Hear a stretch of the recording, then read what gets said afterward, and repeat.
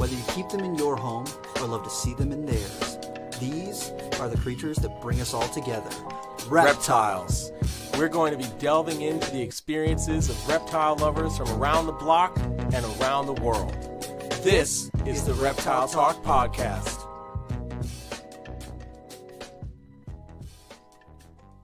Boom. What is going on, everybody? This is Jeremy from Brassman Reptiles. And I'm Robin. I'm keeping it real. Hey, and we're dancing all the way into the new year. Heck yeah, man. What's going on, bro? How you doing? I am just barely still alive, which is good. We're glad you made it. Yes.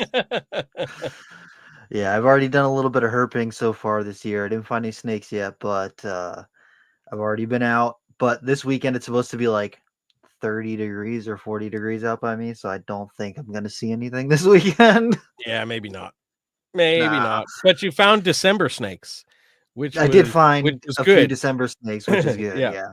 So last year capped out nice. Yeah, all 12 months snakes, at least one snake found, at least two snakes found every month of the year. So that's basically every month since I moved here, except for I think one or two. All right.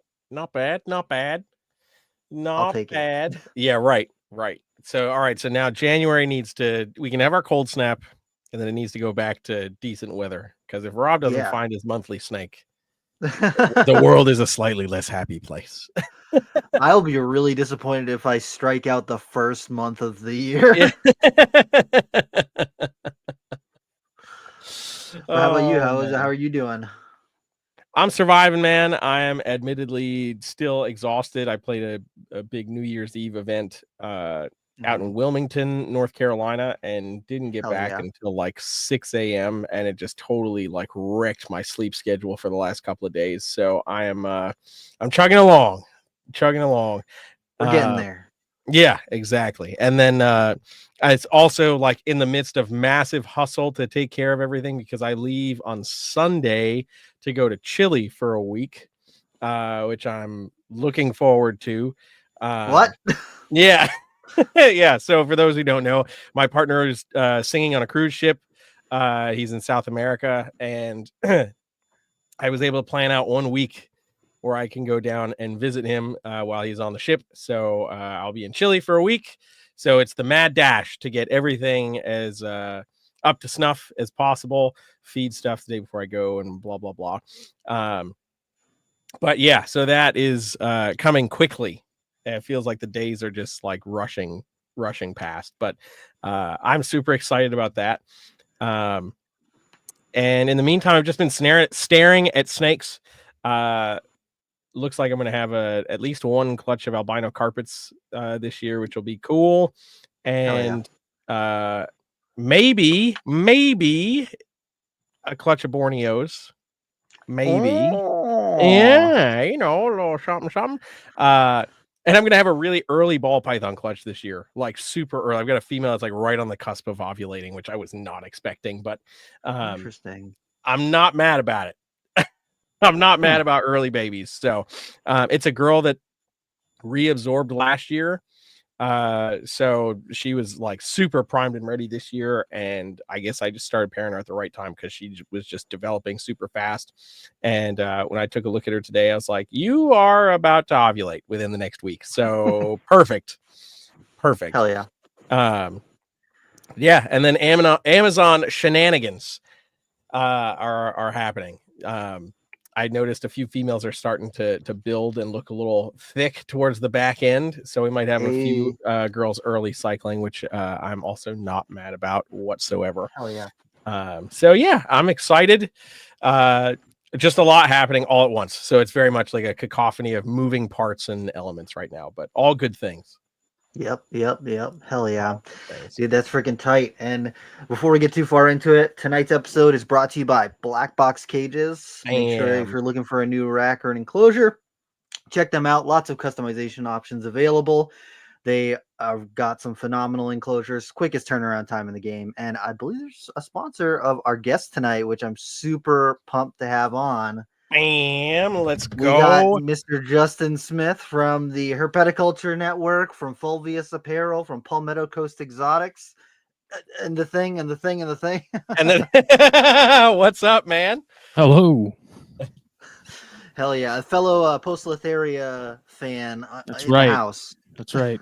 We share the tattoo, buddy. Yeah, buddy. Mine's all scratched up because I like an elderly person fell in my garage a couple weeks ago. Oh no! Now, but I went down hard and went face first into my brand new toolbox and scratched my glasses. Kind of surprised I didn't break my nose. And so really, everyone's been roasting me in the friend group as far as that goes. But oh man, yeah. But, damn. Well, thankfully it wasn't worse. Thankfully, it wasn't worse. Me too. I laid there for a few seconds and just kind of waited for the pain of something broken to just start. And that's how you know it's a fall. When you just lay there for a second, you're like, oh shit. Like, did that just happen? And B, wait, what did I break? Yeah, what happened? What happened? Yeah. Dang, man. That's fucking funny. He hasn't figured out beer legs yet. I had like 2 beers, and of course they're like, "No, you can't handle your alcohol." Oh man, that's funny. Bruh. That's funny. You gotta have friends that make fun of you. It keeps you. Oh, 100%. 100%. Yeah. Either that or a Ring camera so that it can be publicized at a later date. I kind of wish I had gotten it on film so I can see exactly how hard I went down, because it was pretty gnarly. Yeah. Sheesh. Sheesh. Oh man. Damn, bro. Well, for the people who might not have heard of you, I don't know how, if they found our show, how they might not have heard of you, but for those people, what kind of brought you up to where you're at? And you got your hand in multiple different things, from the Herpetoculture Network, from the magazine to the network, and Fulvius Apparel and the stuff you're doing with your colubrids. What do you got? Show us what you got. Oh man, I mean it's definitely a lot. So I've been into reptiles pretty much as far back as I can remember, and I'll give you all the sort of the short and skinny version. Kept snakes pretty much my entire life, minus 1 or 2 years here or there. Dad was military, so he moved around a lot. But snakes were kind of always, or reptiles, I guess in particular, were always kind of the thing that went with me wherever I went. So it was kind of the one thing I could take with me no matter where we were living at the time, because we did do a lot of moving around.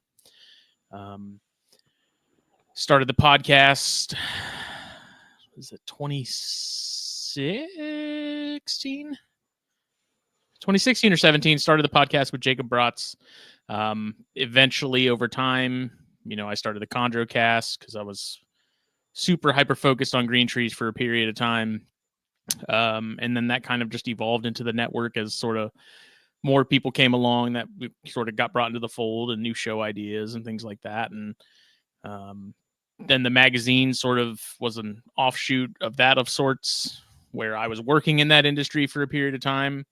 And so then I was like, well, now that I know sort of how to do it and how to run it, like, let's do one. And so we did Herpetoculture magazine for, I think it was 2 or 3 years.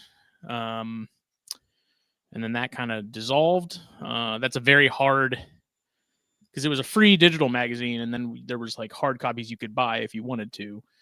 And if anyone's ever been in that line of work where it's sort of 100% advertiser driven, that sort of keeps it afloat and pays the bills. Yeah. Pop out something monthly, which we were. It gets tougher and tougher sort of as time goes on. It's sort of right. Diminishing returns is the turn of phrase. But yeah. Anyway, it just got tougher and tougher. It just got to the point to where myself and Phil Wolf and Billy Hunt, we were sort of the three amigos on that. It just got to the point where it was just getting tougher to do, and we eventually just decided to shelve it. Said we'd come back to it, and then unfortunately that never happened. But then started Fulvius Apparel within the last year and a half, give or take. Again, working in apparel and stuff currently as my day job. I was like, again, let me take these things that I've learned and the things that I now know how to do, and figure out a way to tie that into herps and herpetoculture. because that's basically just been the theme of everything is how can I somehow make it about reptiles in some way, shape, or Yes. Hell yeah. so that's what my life has just been is like, how can I somehow make this have a snake on it or something else, So Literally. Hell yeah. When I was a kid, I could not learn things unless it related to reptiles, like to the point where my elementary school teachers had to write home to my parents and be like, hey, I know that Robert's really into the whole snake thing, but some of the vocab words don't have anything to do with reptiles and he can't write about them. And I was just like, well, I can't learn things now. Yeah. yeah. If you can't make algebra work somehow by sneaking in, some carpet pythons or something, then I'm sorry. It's just right. Then it's not applicable and it's not important. Yeah. Listen, man, X Punnett needs squares. to equal snake. Punnett squares.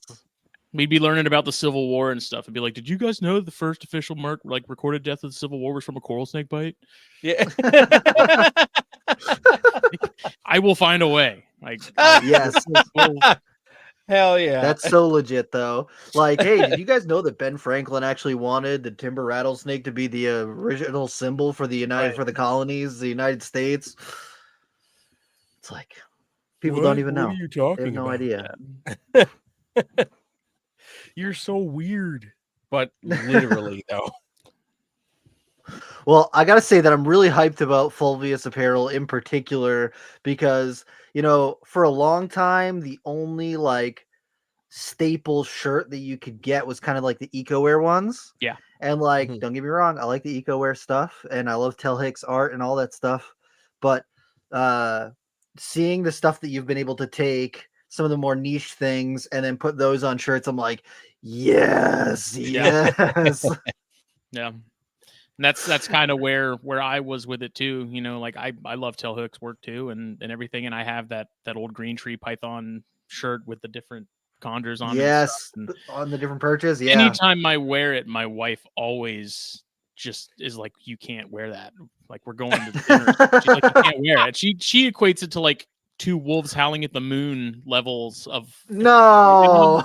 And I'm like, look, lady, it's called fashion. Look it up, first of all. I was like, it's a green tree shirt. There's nothing cooler than a green tree shirt. And so, again, I was like, I'd see things where it's like, man, I wish I had a rhino rat shirt or, sort of super niche within a niche kind of things of herpetoculture of the way I look at it is species and different genre are like sports teams, and the people that are into those sports teams, like NFL, for example, like Jake's a hardcore Green Bay guy. And so it's like anything with a Green Bay logo on it, Jake has it. And so I'm like, why can't herpwear sort of be the same thing? It's like, yeah, it may be a species. It may be like a Tractaspis or something, the stiletto snakes that Phil's big into.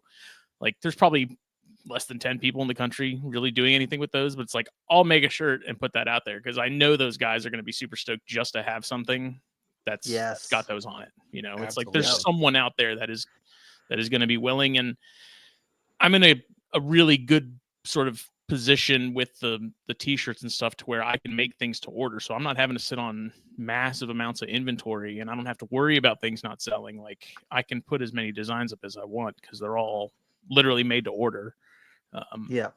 So that opens me up to be able to do a lot of stuff like that, where traditionally you probably wouldn't unless you had to, really bulk up on inventory as far as sizes and colors and design options and stuff, which can just take up so much space so quick, and it's expensive. So I'm fortunate in that regard. That is a very lucky spot to be in, and being able to see some of the more niche shirts, I have a deep appreciation for that, because like you're saying, it's like, how many people know what a Theraceratophora is? But like, every time that I wear that shirt, people are like, yo, that shirt is fucking sick. That thing's awesome. The people that know get it. It's like that don't be a hemipene shirt. That's the biggest. Like, if you don't know, you don't know. Like, but if you're in the loop, you're fully clued into what it's about. It's the same. Yep. I've seen one of those shirts at just about every expo that I've been at recently. Really? Yes. It's sold good, well. It's been a bestseller. So it's a good shirt. It's a good shirt. There was another weird kind of off hit one like that. I forgot who did it, but it was like, do you want to see my hog? With just a hog nose. yeah. Some hog nose breeder that put that out or whatever. Yeah. No, it's New England Herp Society. I have that shirt. Oh, that's right. That's right. It was the New England Herp Society. Yeah, that's right. That was a good one. That's one that you got to just watch where you wear it sometimes, you know? Yeah. That's an expo, pretty much an expo only shirt. Yeah. Some people there were like, I can't buy that because I can't wear it to like PTO meetings. Like you're wearing. Like, well, there's another meetings? like 6 days of the week. Literally, you don't have to wear it to the P. Like I didn't put it out there with you being able to take it and wear it to church. Like, yeah. But think about how funny it would be if you got like a polo shirt with the little thing right here. It's just a picture of the hemipenes on it. I'm just saying. Yeah. A lot of people, like non-herp people, think that it's some sort of plant or like mushroom or something, and I'm like, yeah, mushroom. I can see people thinking it's a mushroom. Absolutely. It's like just the tip, though. But it's also the perfect segue of like, did you know that snakes have 2 wieners? Yeah, true. And then it is people a good are like, really? Yeah, they're like ambidextrous. They got one on each but side. Also, you never know which side you're going to be on. So there's only one opening though, so it's like they had the opportunity and then they reverse engineered it. It's a marvel of modern medicine and science. So people gotta know. People are amazed that they have like sexual reproduction in the first place. At all? Yeah. Like, between that and defecation, they're like, what? They can do that? It's like they're not amoebas. Right. It requires a lot of people are like, where do they pee from? And I'm like, yep. Or they're like, do they pee? Do they poop? And I'm like, yes, it is a living creature. What do you mean does it pee and poop? I like asking. I put it in terms of birds, and like when you see a bird poop on your car, like the white stuff, that's pee. It's a solidified form, you know. Like it's a moment. It's a learning experience. It's a teachable moment. I like asking those people who are like, "Wait, does it even poop or pee?" It's like, well, where do you think it comes from? I want to know where your thought process is. Well, here's the deal. A lot of people think that snakes are just a long tail. Yeah. Right. Yeah. 100%. Well, I've had people tell me that they think it's like an owl. It just like regurgitates like an owl pellet. And I'm like, oh, okay. No, but okay. No. I've had people tell me that they think it's something with the tip of the tail. Like it suddenly just comes out of the tip of the tail. And I'm just like, oh my goodness. A for effort, guys. Opens up like a little hatch in the little mini submarines. Exactly. You know? Exactly. Just like weep, and we're out of there. Like, nah, not quite. Not quite. But yeah, those of you who have thought that, A for effort. A for effort. And I hope I did educate you otherwise, because if I didn't, then I just laughed and walked away. So for fucking real. Yeah. I dig it, man. So have you found your South Carolina coral yet? What's the deal with that, huh, man? Oh, see, so I named my business. I named my business after coral snakes, hoping that maybe that would please the coral gods enough to where they would bless me with being able to see them on a regular basis. This past year, I saw my first live one in like over a decade. And it was right in my backyard.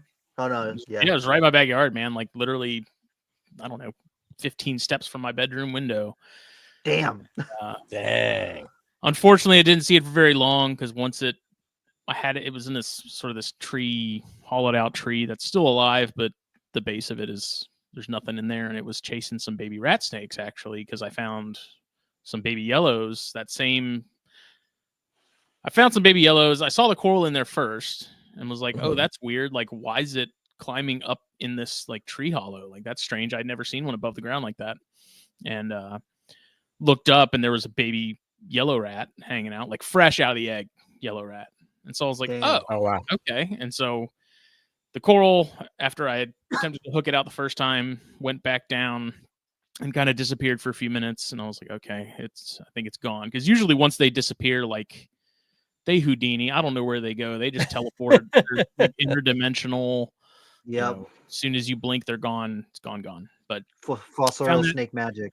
Yep. Yeah. Found that baby yellow rat, and then saw the coral again. Managed to sort of corral it.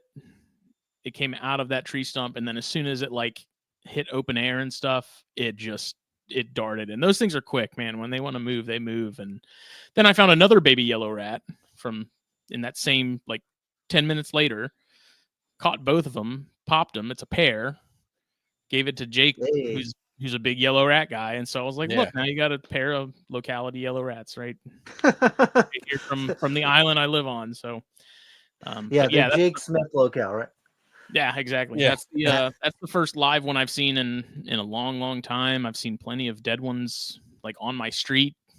You know, one day I saw two of them within like 4 yards of each other, just absolutely road pizzaed.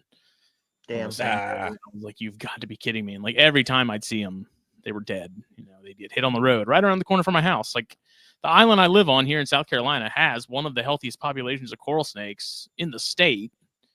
And I don't see any shortage of dead ones, but seeing a live one is like, I'm cursed. You know what you should do? Dude, this year, when you hatch out babies, right? Take some of those eggs and like throw them underneath a board or in that like tree hollow, or like put them underneath something in the back, something that you can go check. And I bet you that smell of the albumin and the egg and stuff, I bet you that'll draw some in. That'd be worth trying. Yeah, absolutely. Yeah. Because we have, there's a small lot right next door to my house that's got like 3 or 4 magnolia trees on it. And so there's magnolia leaves everywhere. Damn. It's perfect cover. It's perfect cover for corals and stuff like that, man. And there's no shortage of tantilla and ringnecks and steraria, and a lot of legless lizards too. So I think that's a big part of the reason why I think there's a big population of corals, is just because there's a lot of food options for them here, you know, being mostly snake eaters. So that's cool. Hell yeah, dude. That's next sick. year I'm gonna see another one, and then I'm gonna finally find me an eastern diamondback. Hey. Hell yeah. That's it. And that's all I ask. Just don't get bit in the leg, okay? When you're not.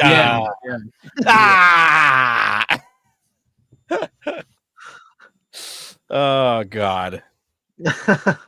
Yeah. Those I'm curious to see if the eggs would actually draw in those corals to your specific area. Because if they came after those yellow rats after they're pretty fresh, even if you took some fresh baby snake sheds and put them in your backyard area, I bet you that you could bring some in. That's true. I'm curious as to if I got a big enough like pile of them under said tin or something. Yeah. Like make a mega magnet. But I don't know, because I breed my own rodents and stuff too, and I have a giant, I call it Mount Ratmore. And it's like all the old shavings and stuff from when I clean, you know, every other week.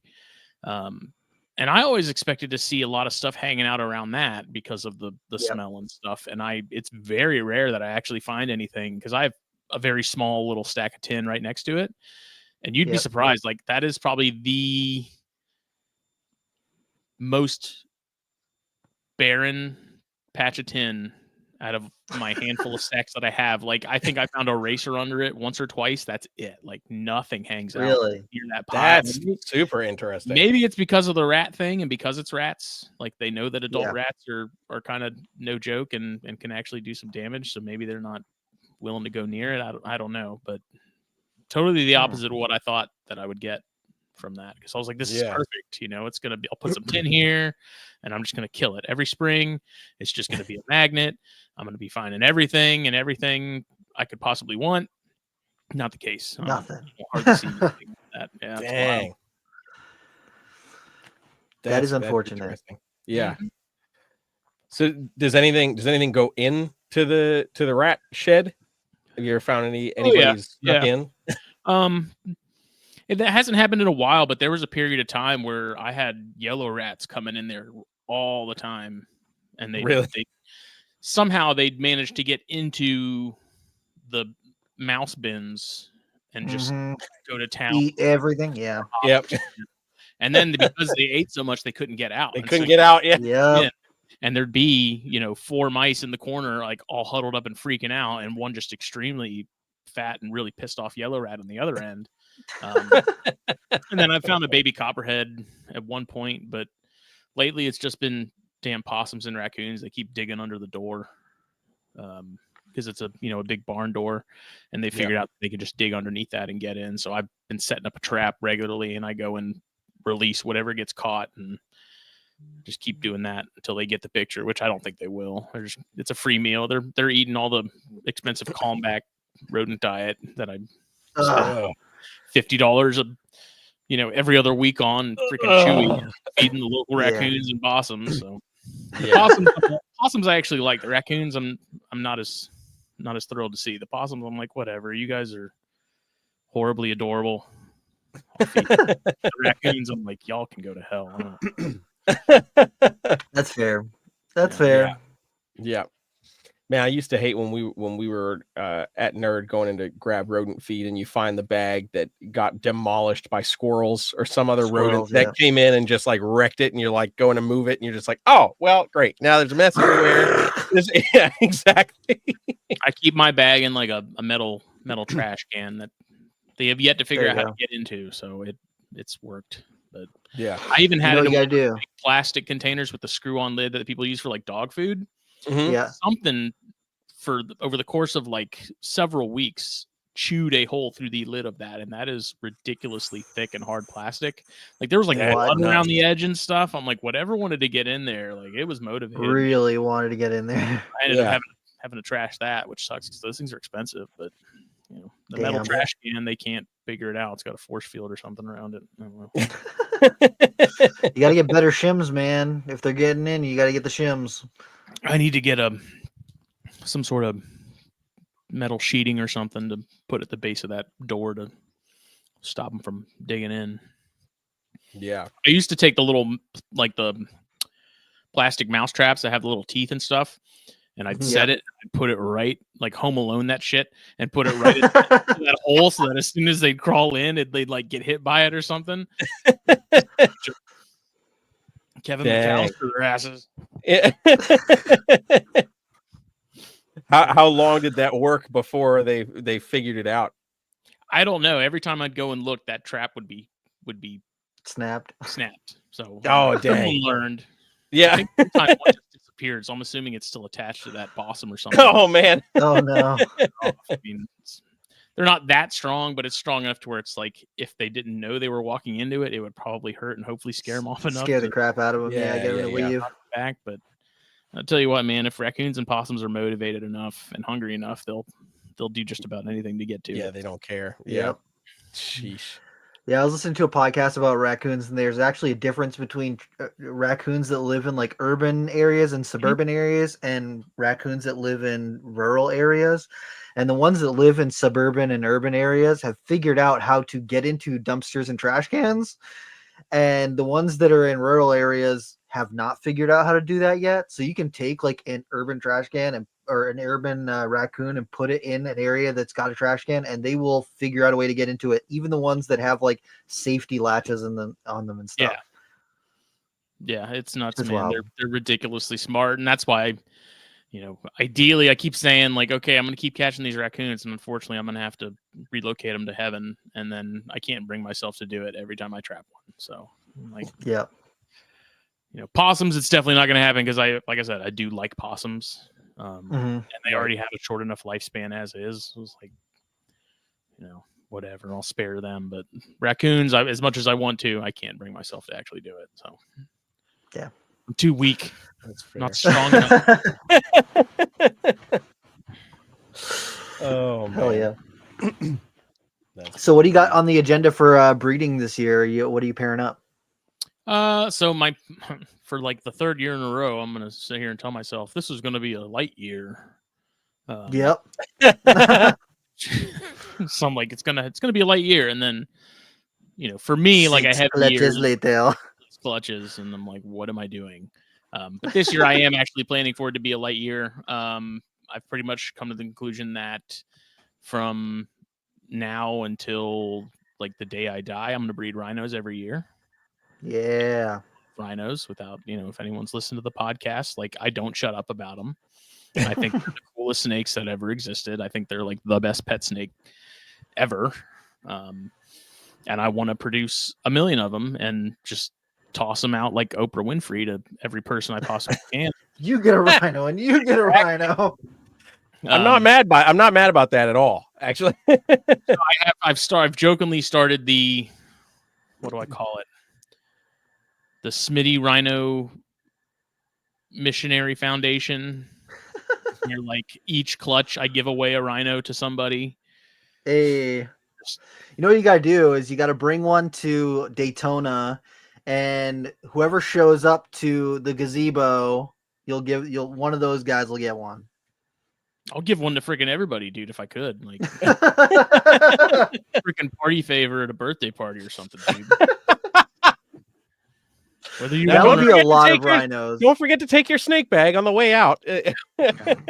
Here's your deli cup. Here's your deli cup. Yeah. So rhinos are going to happen this year. I'm planning to have 2 females ready to go. I have the one female that's produced for me the last 2 years, and then I have another female that I got a couple months ago. She's up to size and she's of age, so she'll be good. I was planning to have a third, but that female is still a little smaller than I want her to be, and she needs another year, I think. So it'll be 2 in 2025, and I have the Vietnamese green bush rat snakes, the Gonyosoma persinum or corulum or whatever you want. I call them cosinum, just to save myself the. We'll just combine the 2 names since no one wants to decide which one is right. I don't even bother. I call them persinum. So cosinum, persinum is whatever. But those are supposed to be going. They should be ready this year. Hell yeah! And then maybe the Gonyosoma jansseni has been a big project for me for the last couple of years, and I've slowly gotten clutches from them on a regular basis, but they have yet to go the distance as far as incubation or be solid eggs from the beginning. So my plan was to not breed corns this year, not breed beards this year, and whatever time I would have spent doing that and dealing with babies, like put that energy and focus and time into the jansseni and hopefully make something happen. So that's kind of no beards. At first, I was like, I'll still do. I was like, I'll pair the Loma Altas, and then I was like, should I? And then I was like, no, I won't. And then I kind of said, yes, I will. And then I said, no, I won't. And I still haven't fully decided yet. So possibly, I know you've been proselytizing those.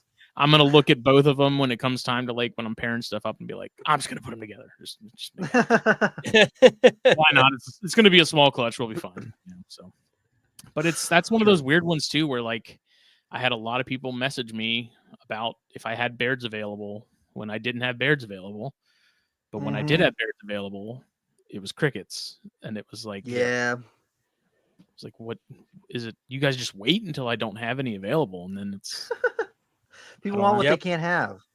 I guess that's it. Yeah, exactly.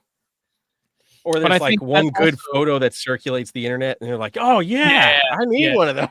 Exactly.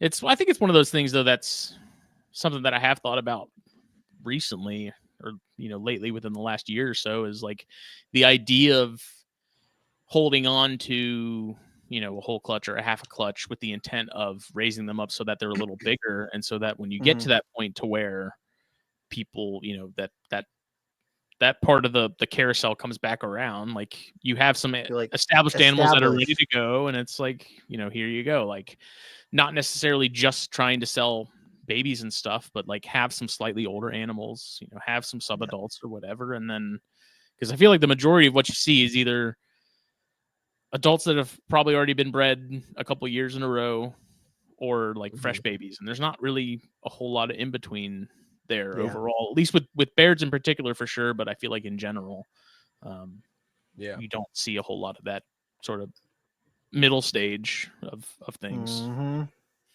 Yeah, my Focatees, that's basically kind of where I was at, where I was like, one, I didn't really feel like pushing sales. So I was like, I really don't want to get online and haggle with a bunch of people and BS back and forth about them. And then I was like, also, it's nice to have ones that are like this big and actually showing some of the color that they're going to have as adults. Because people, especially with the Okatee stuff, it's like when they're first born, they're freaking brown, and it's so hard to tell. Like, I'm like, look at the pictures of the parents. They're gonna be really nice. They're gonna have good contrast, all this stuff. And people are like, well, no, $100. And I'm like, well, you know what? That's fine. And then now I've got them, and they're just starting to show color. And if I post pictures of them, people are like, oh man, I really want one of those. I'm like, good. These ones are already like a year and a half old. Come get them. And that's been the downfall of Baird Eye, man, is like the babies when they hatch, they are nothing special. They are nothing to write home about. They all look the same. They're all gray and black.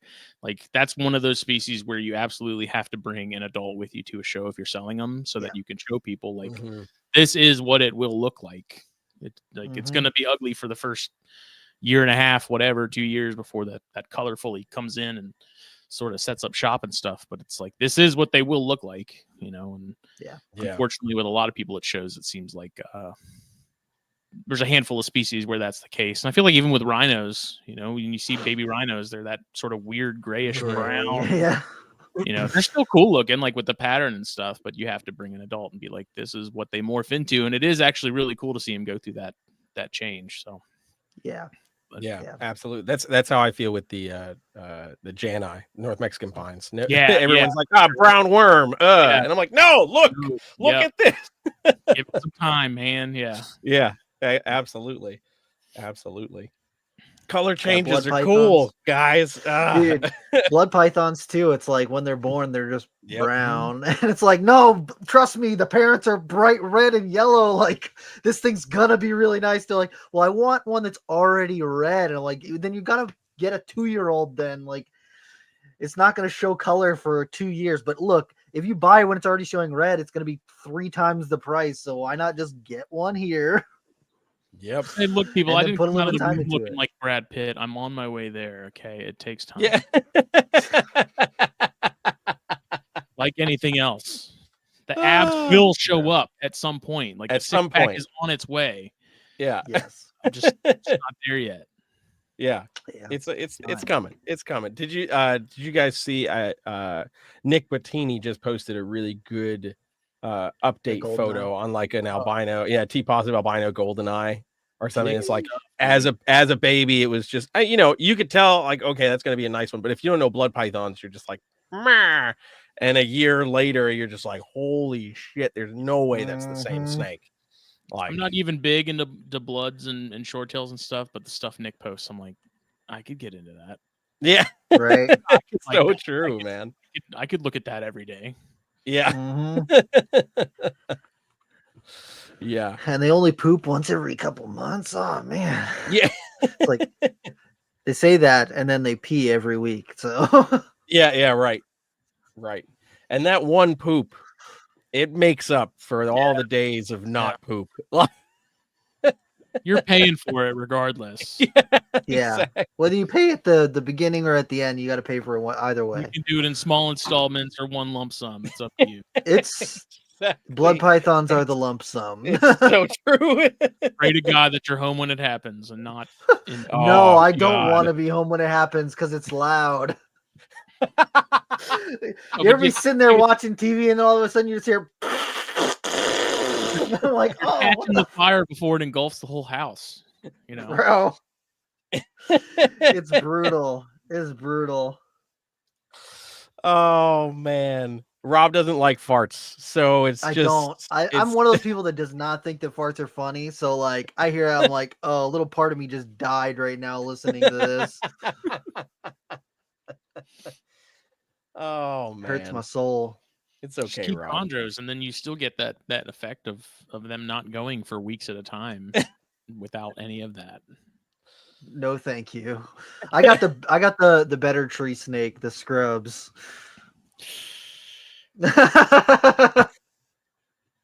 I can't really even have an opinion on scrubs. I had that Tannenbar for Tannenbars are the for worst time. scrubs.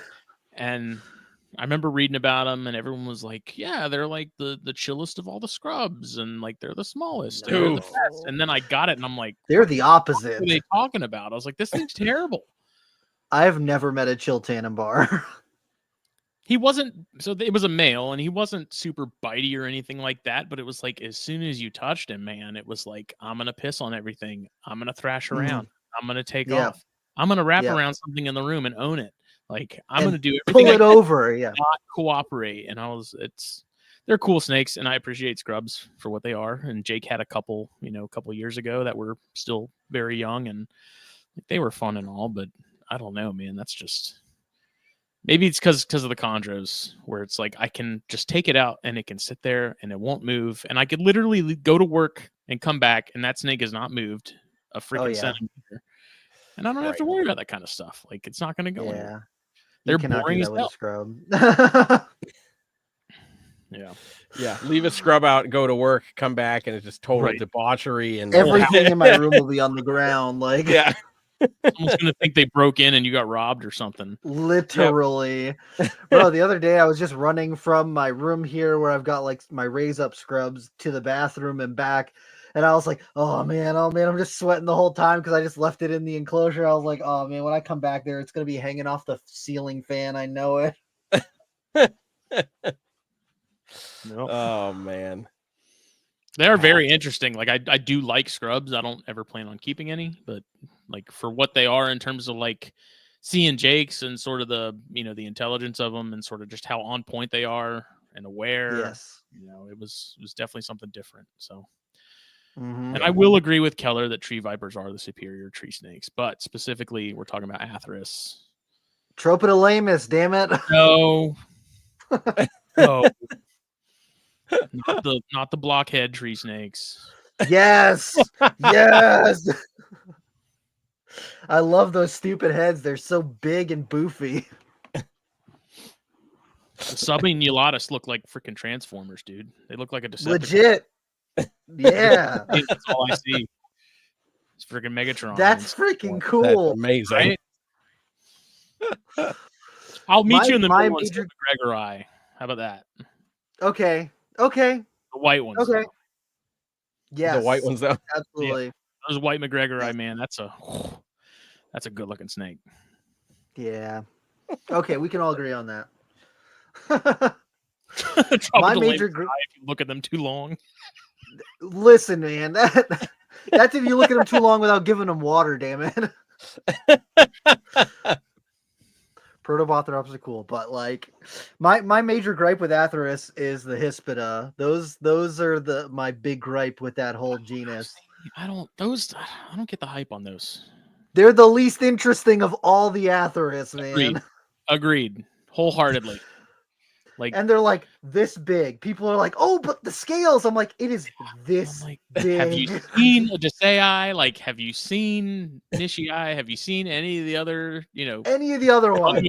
Literally anything else. Like, just take a peek down that rabbit hole and let me know if you still think that Hispida, and I don't even think Hirsuta is a thing anymore, is it? But I don't know.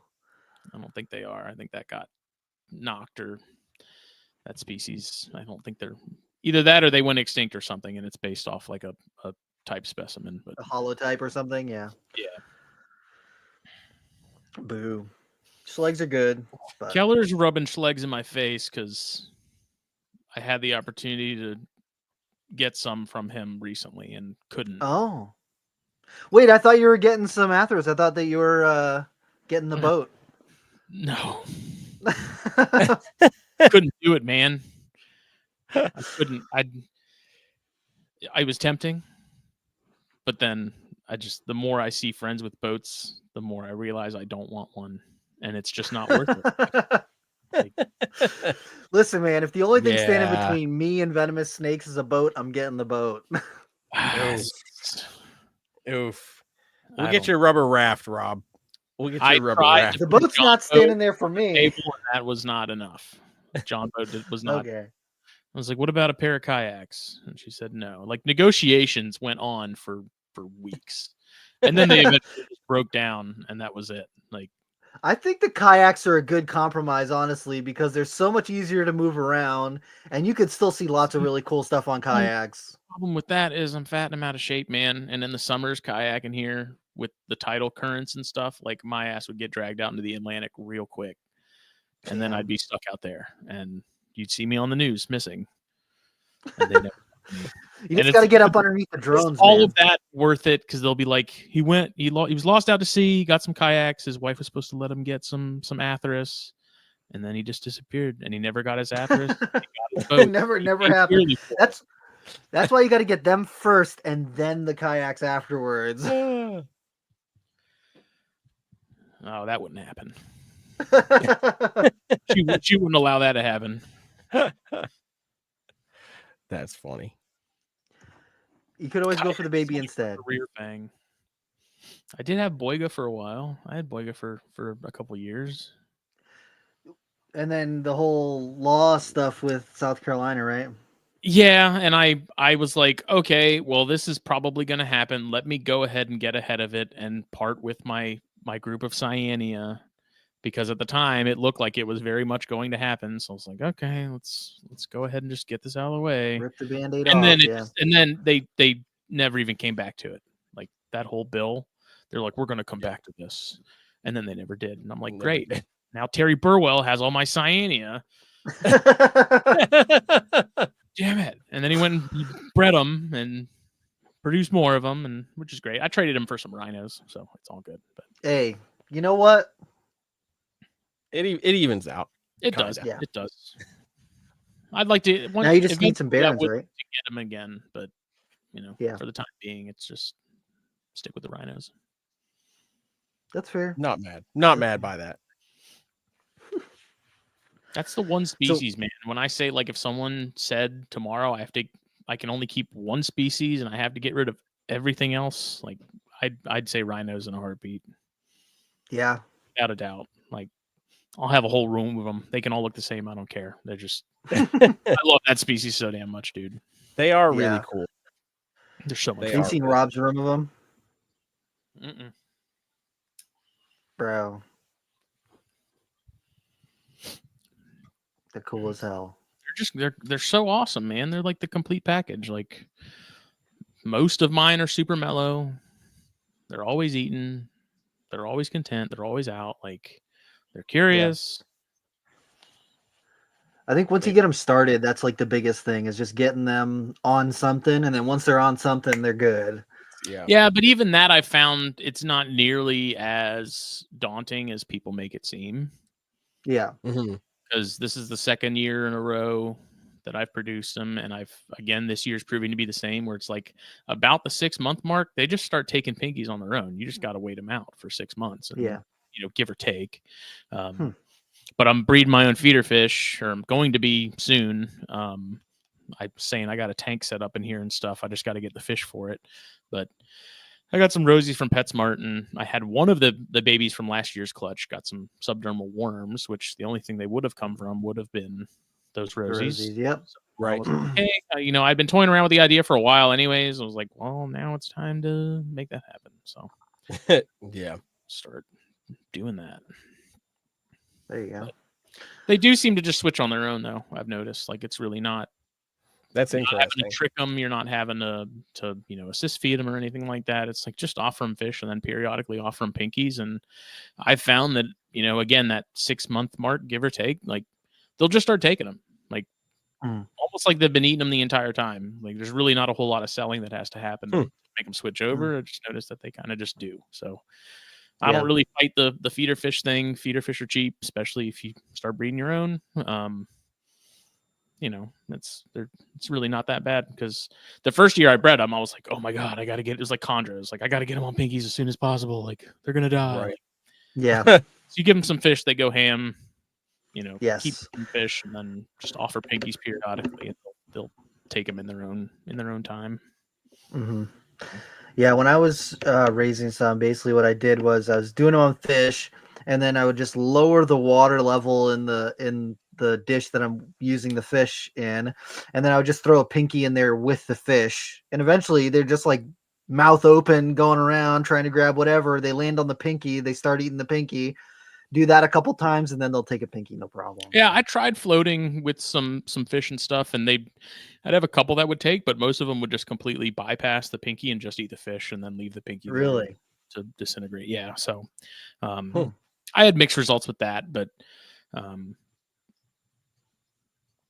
Dustin Black is saying coming soon, Palmetto Coast Fish, because this 10-gallon tank that I'm setting up for freaking guppies, I'm like going all in on getting like live plants for, and I have like sand in there and mopani wood and like all kinds of stuff. Like it's not just gravel, fake plants. I'm like, if I'm gonna do this and I gotta look at it all the time, I at least want. I was just gonna say, make it something you want to look at. Yeah, so, you know, I've been talking to Jack Oliver a lot because he's got fish and stuff, and he's the one that's supposed to be hooking me up with some feeder guppies and stuff. You know, I'm like, what do I need to do to make the plants? Like, I don't know anything about fish aside from that they live in the water. Like that's so. I mean, that is probably the most important part of it. Yeah. So they do. Yeah. From what I've observed, but I'm like, dude, be prepared for some really dumb questions because I got a lot of them, and he's been extremely patient with me. But I'm not going. It's not a rabbit hole I'm going down. I'm not getting sucked into fish. I can't do it, dude. I don't know. I did dart frogs. And that was the closest thing. I'll do dart frogs again eventually, but like fish, that's a whole other ball game that I'm just not. I refuse. Check out Polepterus. You should check them out. They're pretty fucking tight.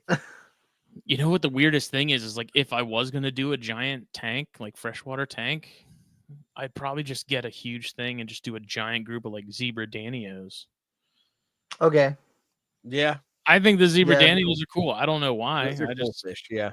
I like them. I tried those with the rhinos too at one point with that first clutch, that first year I did it, and they're too fast.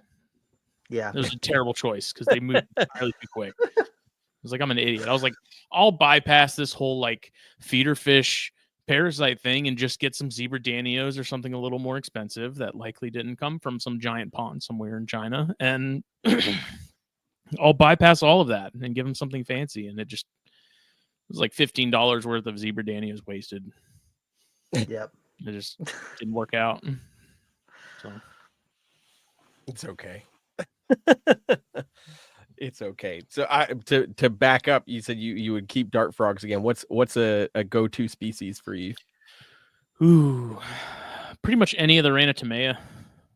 Oh heck yeah. Any of the thumbnails, man. Like I kept Vanzolini, I kept Variabilis Southern. Mm-hmm. I kept some imitator Veradero.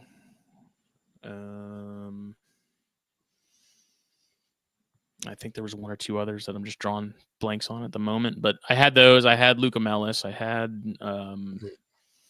Phyllobates. I had Vittatus in those. I tried some imported blue jeans, and that ended about as well as you can expect it to. Yeah, those were tough. But as far as like what I kept and stuff, those Ranatomea were the coolest. I enjoyed those just because I liked that they didn't take up so much space. You know, I liked the fact that they stayed small, and the Vanzolini in particular were awesome because I had a pair of them, and like watching the maternal care on those things, period, doesn't matter what cool it is amazing, man. It's, with the thumbnails in particular, just what blows my mind is the fact that something that small can be that complex behaviorally.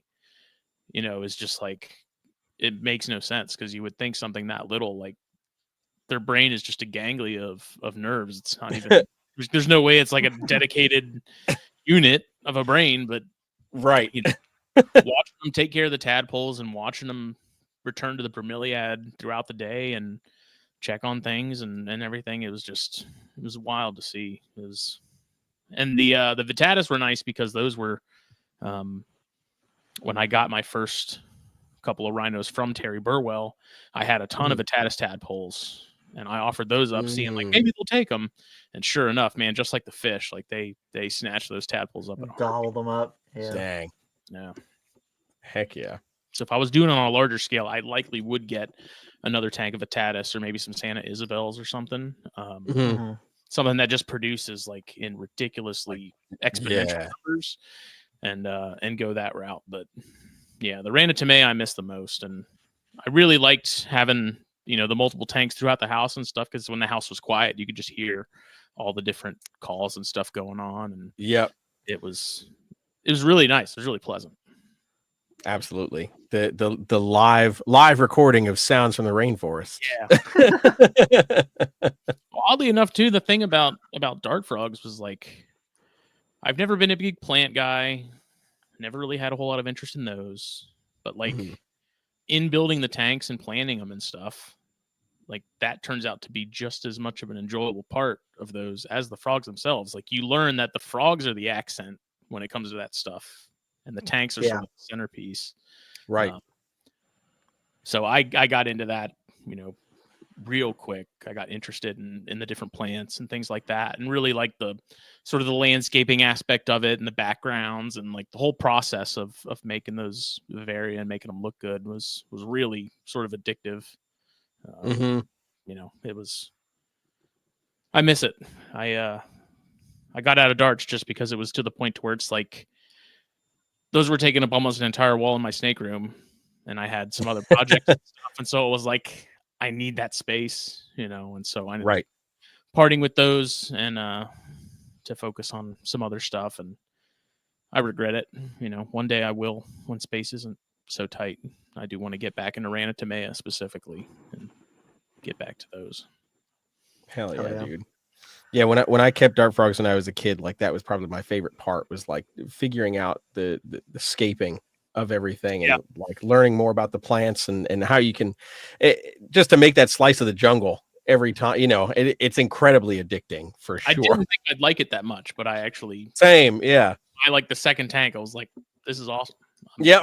What do I want to do differently with the third and fourth tank now? Like, right, exactly. Yeah. Oh, I want to try another variation of this plant or whatever. When you start realizing like how many different subspecies are within one plant here, and you go down that whole variation, you're just like, oh, I like this nerve plant. This tank's got a red one. I'm going to put a white one over here and then a pink one over here and do all the yeah. It's super cool. Yeah, and I really liked having, the bromeliads and making those work, because for some reason I had read or heard that like having a planted bromeliad would be really tough, but I had a couple, and I mean, I'm sure it's because it was one of the really hardy varieties of them, but I never had an issue with bromeliads growing in tanks, whether they were planted or whether they were, raised. Every plant that I used was just doing phenomenally in those tanks. Hell yeah. Yep, absolutely. Tropical plants are another rabbit hole. Absolutely. Yeah, says the Pantherius nerd. Yeah, I was giving him shit about that earlier because I was like, dude, if you like brown tarantulas, there's 6,000 species of brown tarantulas. Just say that, like. Right. Just because you put purple in the name doesn't make them pretty. Like. Yeah. And the adult females, the ones you actually get to spend time with, are brown. They're not even interesting looking.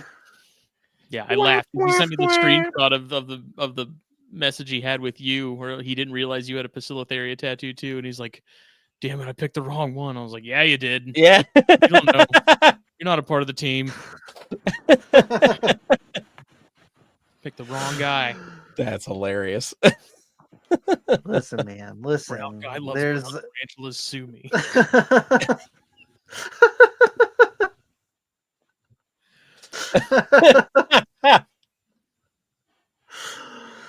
Listen, man. I like the black and white tarantulas. Okay, I'm half and half. It's required. It's mandatory. I don't care what it is, as long as it's Bacillotheria.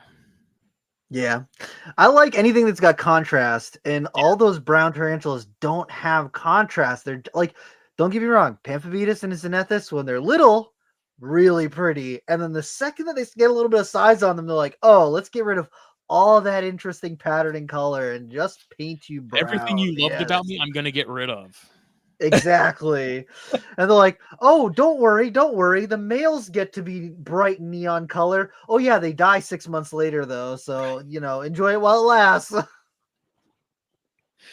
Glad you like your expensive purple spider. Yep.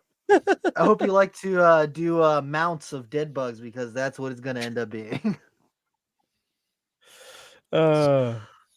Say you're shallow.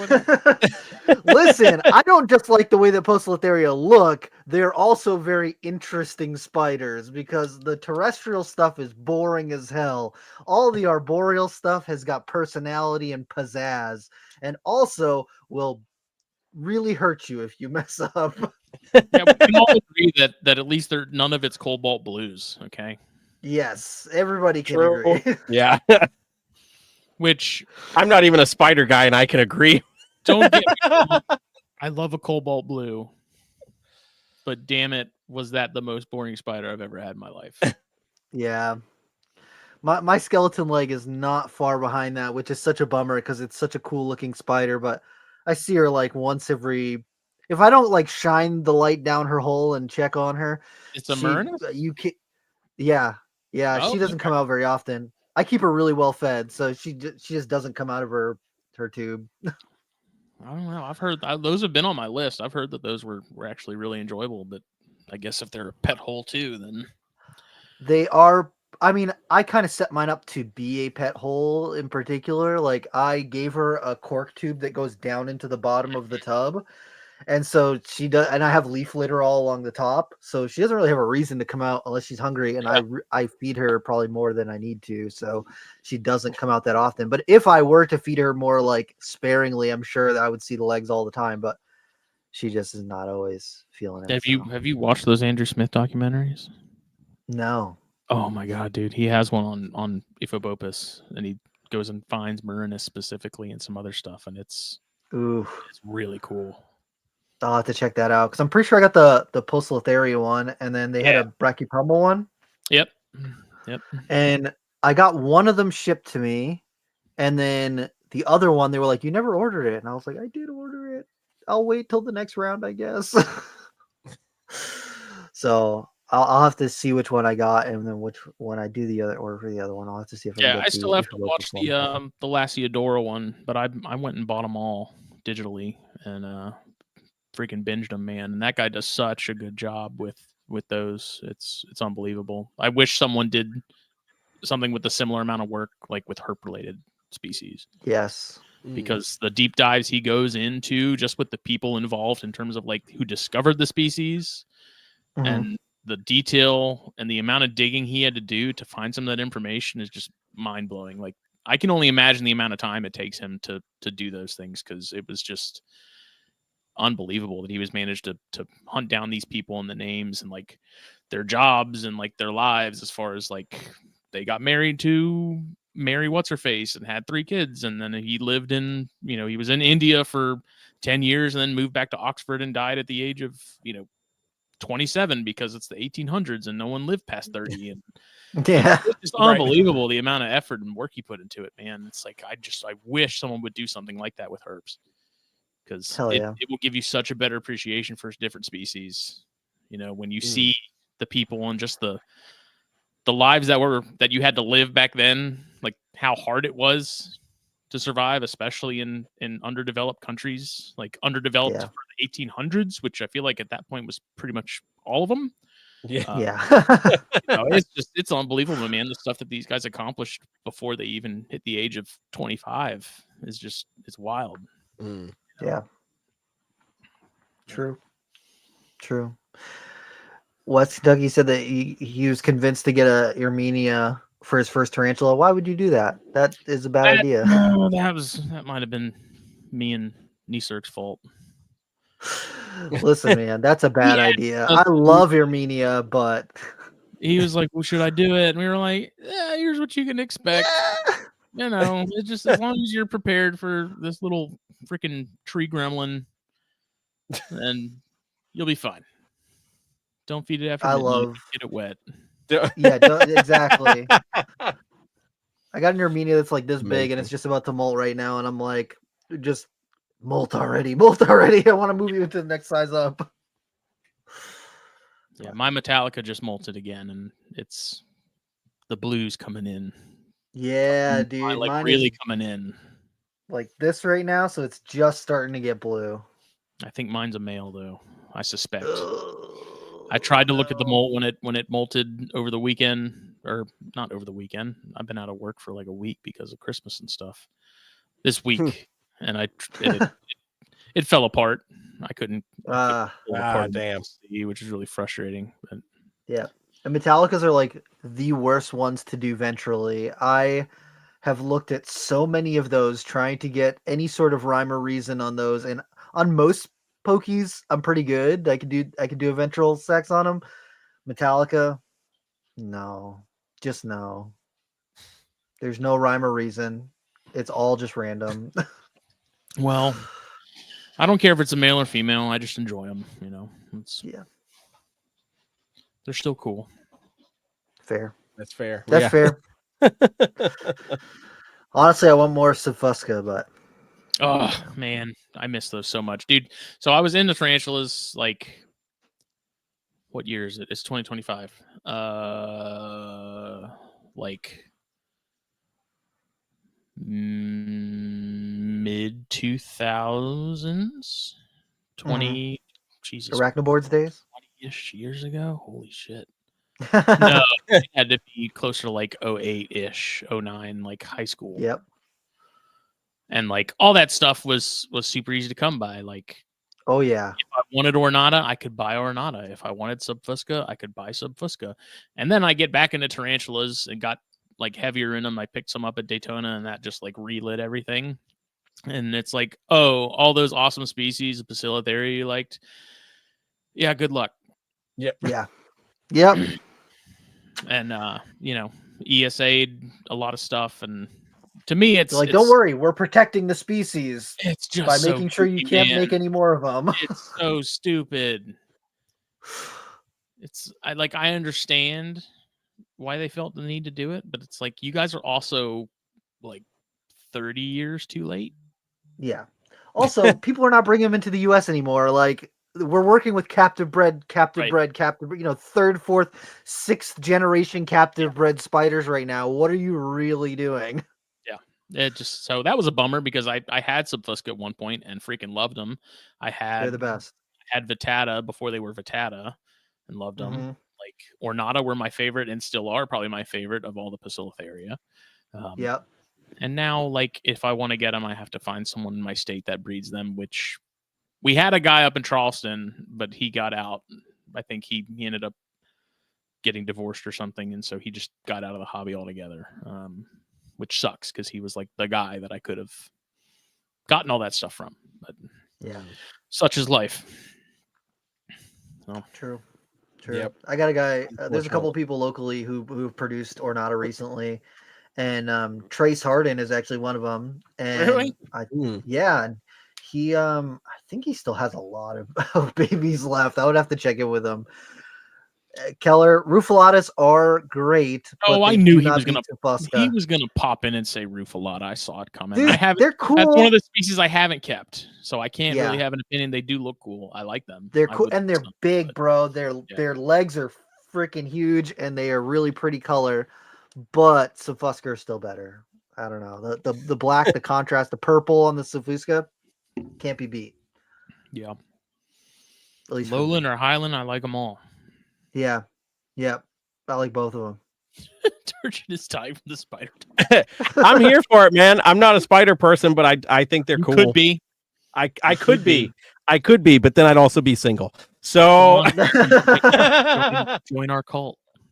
Do you still have those scorpions that you collected? The Carolina Barks? Yeah. No, I need to get a new group of them.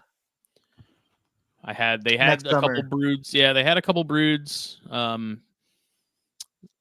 Turns out if you leave broods in with a group, they will get picked off, not by mom, but by their roommates. Stuff, yeah. So, lesson learned there. And then not knowing how old those adults were when I got them, I don't know. They just slowly tapered off, and yeah. So just got to get a new group of them. But those are really cool, man. Those are fun. Hell yeah. I didn't do a whole ton with scorpions, but I did enjoy the few that I kept. Did you ever venture into centipedes though? Hell no. Centipedes, so I had one once. I got it in a group of stuff from a guy off Craigslist on Hilton Head. Oh no. And, well, there was like a cobalt blue in the mix and some other cool stuff, and he was like, "But you got to take all of them." I was like, "Okay." It's like, I've never had one before, but let's see it. Then fuck that thing, dude. Those things give me the willies, man. Like, I am not a centipede guy. I will never be a centipede guy. I can admire them for what they are. The ones that have a lot of blues and stuff in them, I think they're rad. The giant black ones are really cool, but I will not keep or handle them. It's not happening.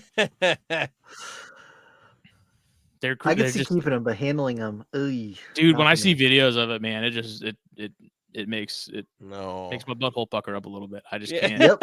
It makes me so uncomfortable. I'm like, no.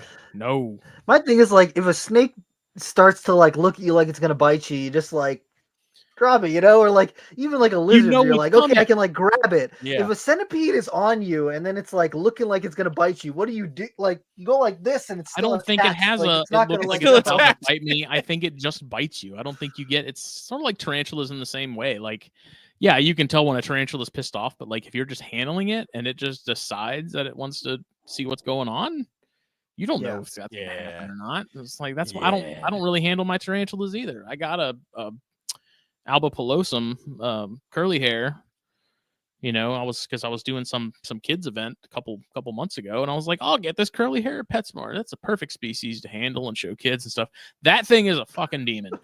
That thing is like I would pull out my damn Poecilotheria striata and handle that before I handled this freaking curly hair dude. Like, that curly hair is an absolute monster. And I'm like, man, I'm really glad I checked and made sure this thing was like kosher before I freaking took it and let kids play with it. Because mother of God, like, it would have been hanging on to some kid, because that thing is she's gnarly. I love her to death, but that thing, that's a if it moves, she's going for it. Doesn't matter if she can eat it or not. She's gonna find out. God. Dude. Oh God, brutal. No, I'll take another retic bite to the face over dealing with that. Hell no. And it's not even like the effects of getting bit from those necessarily. It's just like an adult tarantula, really, of any size. It's like the bite itself is gonna suck. Like, the mechanical damage is gonna suck probably worse than the actual bite would, but it's like, I don't want to experience that any more than I want to experience like getting bit. Yeah. You know what I mean? It's like, I don't want any of it. So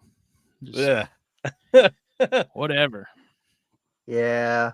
I used to handle a lot of things just like to, I learned the animals and I'm like, I'm going to hold things. And then now I'm like, you know what? I don't need to hold everything. I really don't. I'm cool with just like letting it do its thing over there.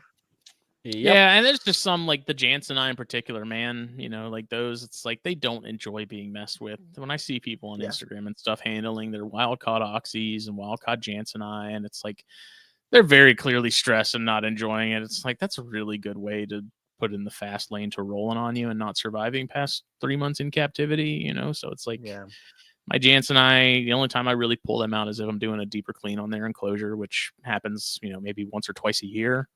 And they very clearly don't like any interaction, period. Unless there's food involved, they want nothing to do with me. And it's like, I'm okay with that. Like, it sucks. I wish I could pull you out and play with you like I do some of the corn snakes and stuff, but that's not the species for it, man. There's some of them that's like, they just do better when you just leave them alone and ignore them. It's unfortunate, but it's the nature of that beast. Yeah. And same thing with tarantulas and scorpions, Yep. And centipedes. And no. Dude, I would like to get some Scolopendra heroes, the ones from Arizona. I think Keller was talking about the ones with like the really red bodies and the black cap on the front and back. I think those are cool looking, and they get pretty decent size. But also, I've seen centipedes chew through deli cups before, and like I very much worry about whatever enclosure I would put one in, that it would find a way out. Yeah, not for me. Yeah. Nope. Passed. I'm not going to sleep after this. Just so you know. Jeremy, have you found any of the viridis, the like green or blue centipedes that there are down here? No, but admittedly, I'm not searching for them either. So, Bro, I see them here and there, and they are very cool. Like, really, quick story for that. I don't go looking for them either, but I live in the woods, like in the woods, and maybe like the beginning of last summer, I'm sitting in my living room eating some pizza at my living room table, and I see something move on the couch that's like, 3 or 4 inches long, and I was like, what the? I don't have any snakes out right now, and I look over and it's one of those blue centipedes, and it's like trucking along the edge of the couch, shit. and I'm like, what the hell is going on right now? So I go grab like a little tarantula vial, and I like scoop it up, and I'm like, where the hell did you come from? Like, this is inside. You do not belong in here. I've flipped a couple of those, and they're pretty. Like I yes appreciate them for what they are, but yes, it's not something I'm gonna like catch and be like, oh, I gotta check this out and investigate further. It's like, oh, cool, a blue centipede. See ya. Like, yeah. That's probably about as deep as I would get into it too. Like, always a pleasure. Oh, cool. Yeah. There is a cooler species of centipedes down here that I find when I'm looking for salamanders. It's like underneath logs and stuff, and it's super, super, super long, and its body's all like curly and stuff. And they go from like red to orange. And there's a species of ground centipede, but they're like this long, and they're like 1/8 the size of the width of a pencil. That's the So they're tantilla really, food, really son. small. The what? That's the tantilla food. Yes, that's exactly what when it I see is. those, that's when I get excited. I'm like, I'll bet you there's tantilla nearby. Like, that's where I've been finding them underneath logs and stuff, right where the DKs should be. Yep. Basically. I want to try keeping terraria eventually. Yeah. I think David Kelly had a small group of them in like a small exoterra with like, he kept them naturally with like some branches and stuff. And he's like, they were out all the time from the pictures he posted. Like they were hanging out in the branches and stuff. Like they were surprisingly cool captives and display snakes. So maybe I'll give those a shot. Last one I tried to keep was when I was like 6, and I left it in the windowsill of my room and made it jerky. Oof. You gotta get a really steady supply of worms and salamanders. If you got that, then you can probably do them pretty well. I think either of those are like a ring neck. If I could find a decent sized ring neck, that'd be dude. fun. When I was younger, I had like a big wash basin that when I would go catch snakes in my yard, I'd put them in there, and I would like put dirt in there and rocks and all this cover. And there was one time I was like, I wonder if I could get them to eat something, and I just threw like 4 or 5 earthworms in there, and then came back like 15 minutes later, and they were gobbling down those earthworms. I just like covered it with a towel so it was dark in there, and they went to town eating those earthworms. So I bet you that, and I had that albino ringneck for a little while, and that thing ate earthworms and salamanders no problem, like easy. But it was just like having a steady supply of them. Yeah, I don't find it as many salamanders as I used to. Like I used to see slimies on a regular basis. Yeah. Over the last probably close to a decade now. Like I can't remember the last time I saw one, man. Like it's kind of depressing. Like like the slimies suck because if you pick them up, dude, like it's like dipping your hand a wrap. in super glue. Yeah, it's terrible. Yeah. I only had to learn that lesson once.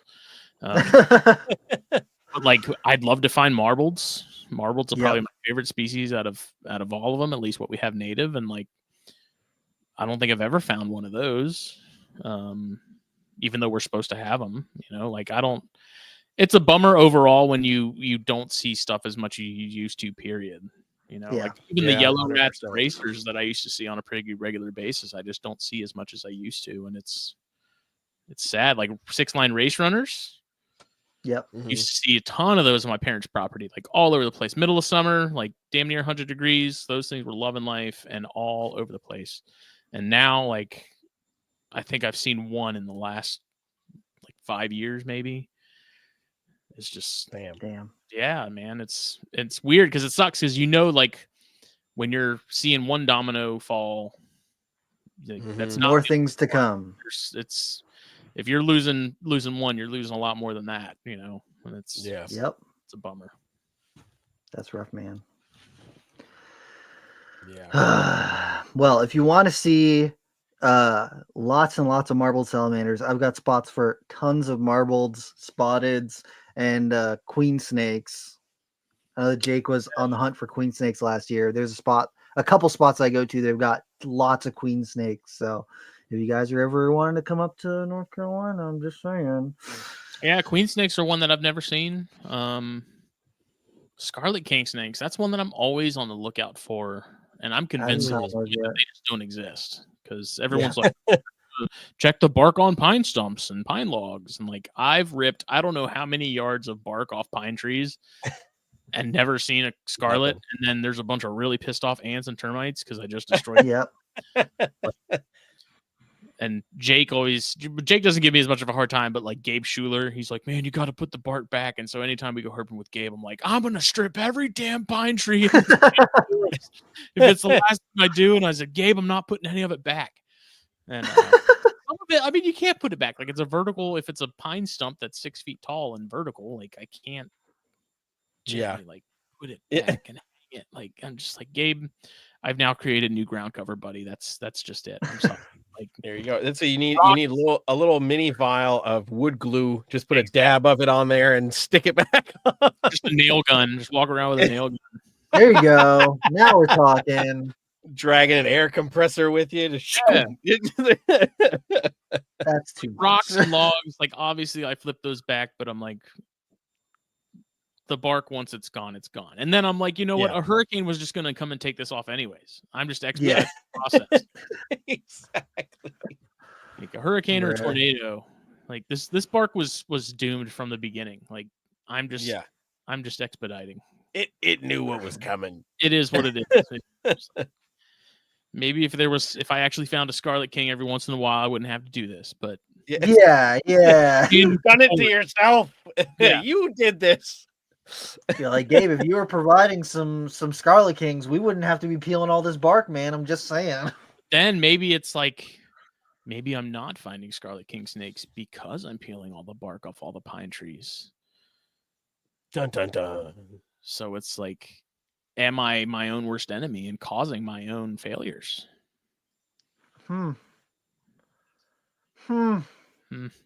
Hashtag high thoughts. There you go. Think about that when you're in the shower later. Shower thoughts. Maybe you're the one causing your own turmoil in the herping arena. In the herping thing, where you're not finding the species that you want to find.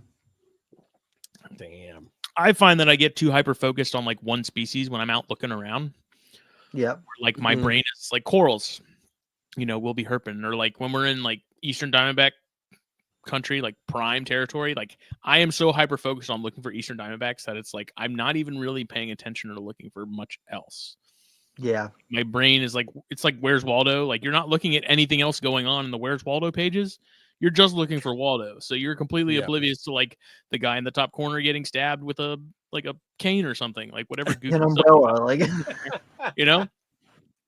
So like that's my problem when we go out herping is I get hyper focused on like one thing that I really want to see.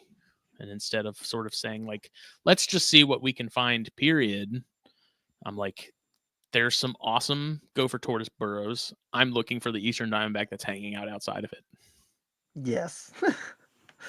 Like, but the gopher tortoise though. Oh, dude, if I see a gopher tortoise, I'm going to lose it. Like, I love those things so much. Yeah.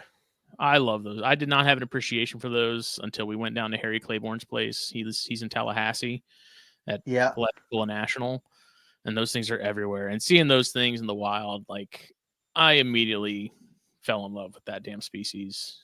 And they're so freaking cool, man. To go see them, man. Yeah. They're so cool. Yeah, that spot that we've been hitting to go herping by Daytona has got several gopher tortoise like burrows leading up to the area and then also throughout the area.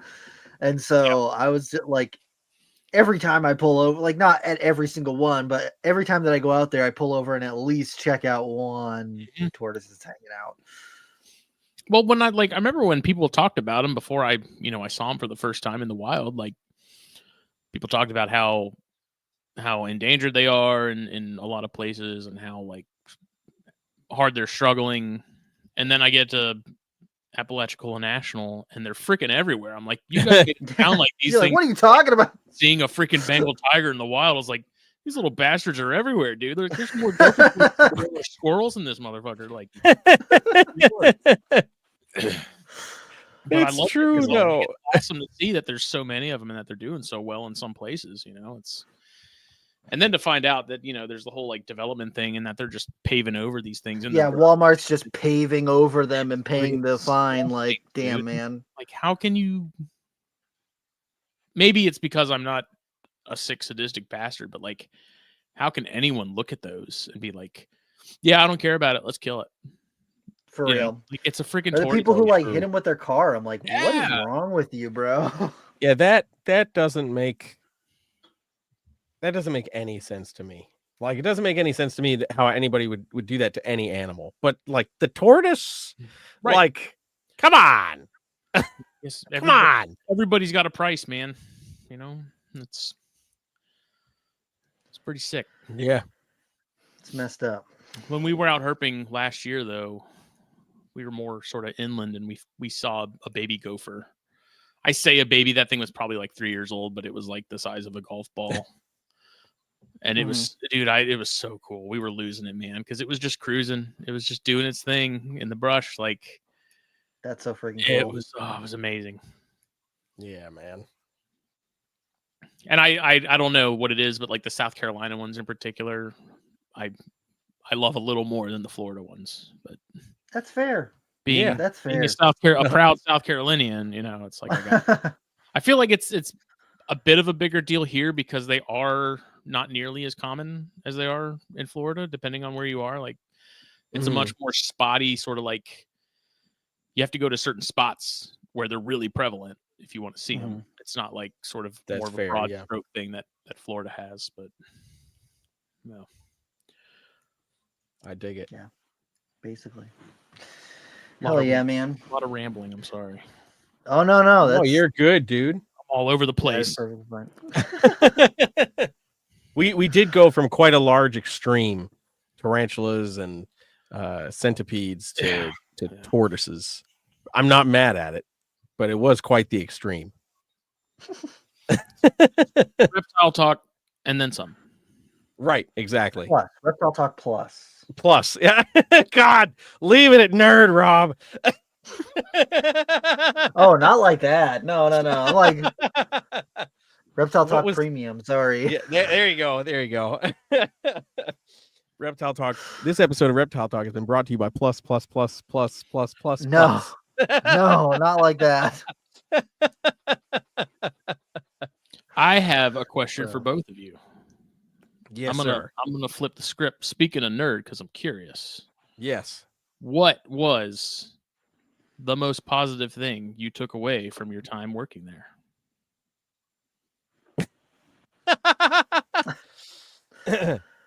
You go first, Rob. Okay. Learning breeding cycles of reptiles, like really, really well. Learning different cycles of breeding for reptiles, like that is something that is not easy to learn. And seeing the variety, in New Hampshire too. Like, was that a big part of it? Was the fact that it was New Hampshire, or was it the fact that it was nerd and just the sheer amount of projects and stuff going on, or was it a little bit of all of it? The different number of projects, because there's no place else you can see that many different species being bred under one roof. And like, I didn't have a hand in all of them. I had a hand in a decent amount of them, but the ones that I wasn't working on breeding specifically, I was still talking to the people who were doing it and brainstorming and coming up with ideas and all this different stuff. And learning the follicular development and using ultrasounds and stuff like that. Definitely like the best thing that I could have learned from that. I feel like the learning curve on an ultrasound is probably pretty steep. You got to really know what you're looking at with that, don't you? On a snake, it's super easy. Like, I feel like it's super easy on the snakes. On the lizards, it's a little bit more difficult because if you come in at a wrong angle, it's easy to miss things or like see something that you think is something and it's actually something else. But with the snakes, since they're just a tube, you just all the way down, and it's pretty easy as long as you got a second pair of hands there to like pause the thing and the snake or to help hold the snake or whatever. But that is that was definitely it, because there is, like I was saying, I can't think of another place where you could work with and breed as many species as are done there. Mm-hmm. Like, I can't think of another place that does. Most other places is like very specific. Right. Like, even if you go to a zoo, you'd have to be in a completely different department to learn to get half the number of species that are produced there. And I think that was probably the best thing. And then also getting in touch with the public and teaching people. That's what I've been put on this earth to do, is to teach people about reptiles, and that's the best thing for me there. Yeah, did they do a lot of tours and stuff? I did. Like, yeah, Rob did a lot. When I first started there, I mean, they've done private tours there forever. Like, since before I was born, they did private tours there. So like, when I was like 18 or 19, I went on a private tour there, and like, the guys who worked there back in the day, they were just like, hey, look at this ball python. This is a fancy ball python. Look at this ball python. It's a fancy ball python. Look at this reticulated python. It's a fancy reticulated python. Oh shit, there's a cobra out in the room. Like, it was pretty wild. And like, it was, I think, a little bit less organized. And when I got there, since I already have a background in doing educational programs, the first tours that I did was to like, I don't know, 10 people. Like, we had on Saturdays and Sundays, they've open tours. So if you show up and you got $10, you can take a tour of Nerd. Oh, okay. And on those weekends, we would get 10 people that would show up. So it'd be like me taking 10 people around, take them to Retics, take them to the big alligator snapper, take her to some monitors, show, I like to do just like a little spackling of everything that's up there. Mm-hmm. And so when I first started doing the tours, it was like 10 people. The last weekend that we did tours there, Jeremy, you remember that? It was like right before COVID. Right before COVID, there was 180 people that showed up. Good Lord. It was nuts. Like, we had to split it up with different people and basically play musical Reptile Room to go into each of the different spots. And that was like over the top max capacity, because at that point, even when you split it up into like 4 groups, there's still so many people in there. 30, 40 people per group. Yeah, it takes forever to get through everything, because people want to touch stuff when the opportunity is available, whatever. So that takes some time. You have to kind of get creative. And then I remember like peeking out the door to see if anybody had moved into another room yet, so that we could move. That was a lot. And then doing at the end of the tours, I would take out a venomoid cobra, and like, people would be way away, but I would still like talk about venomous snakes and show people that like, they're not out to kill you. They're, and talk about all this different stuff. But when you get bigger groups like that, it's really hard for everybody to even be able to see what's going on. So yeah, that's when you hold up a hognose snake and you're like, hey. I did the hognose snake first. Yeah. That's what I would do. I would be like, I'm going to talk about venomous snakes here, and I would take out a western hognose snake, and the one that we had would like hiss and huff and puff, and I would take my hand and just like pop it right down on the top, and she would like hiss and go like right up and like headbutt you, but they would never bite. Yeah. And everyone would jump because they'd see the snake hit my hand, and I'm like, look, she's not biting at all. She has no incentive to bite, and talk about all that stuff. So, I mean, I already had a background in doing educational programs, but that was like one of the most enjoyable parts of doing, like, working there for me, was doing the educational programs and getting to teach people, because a lot of those people is their first time interacting with a snake, and like, people who are terrified their whole life, and then all of a sudden, over the hour that they spend with me, all of a sudden they're holding a ball python or petting a corn snake, or at least not afraid of them.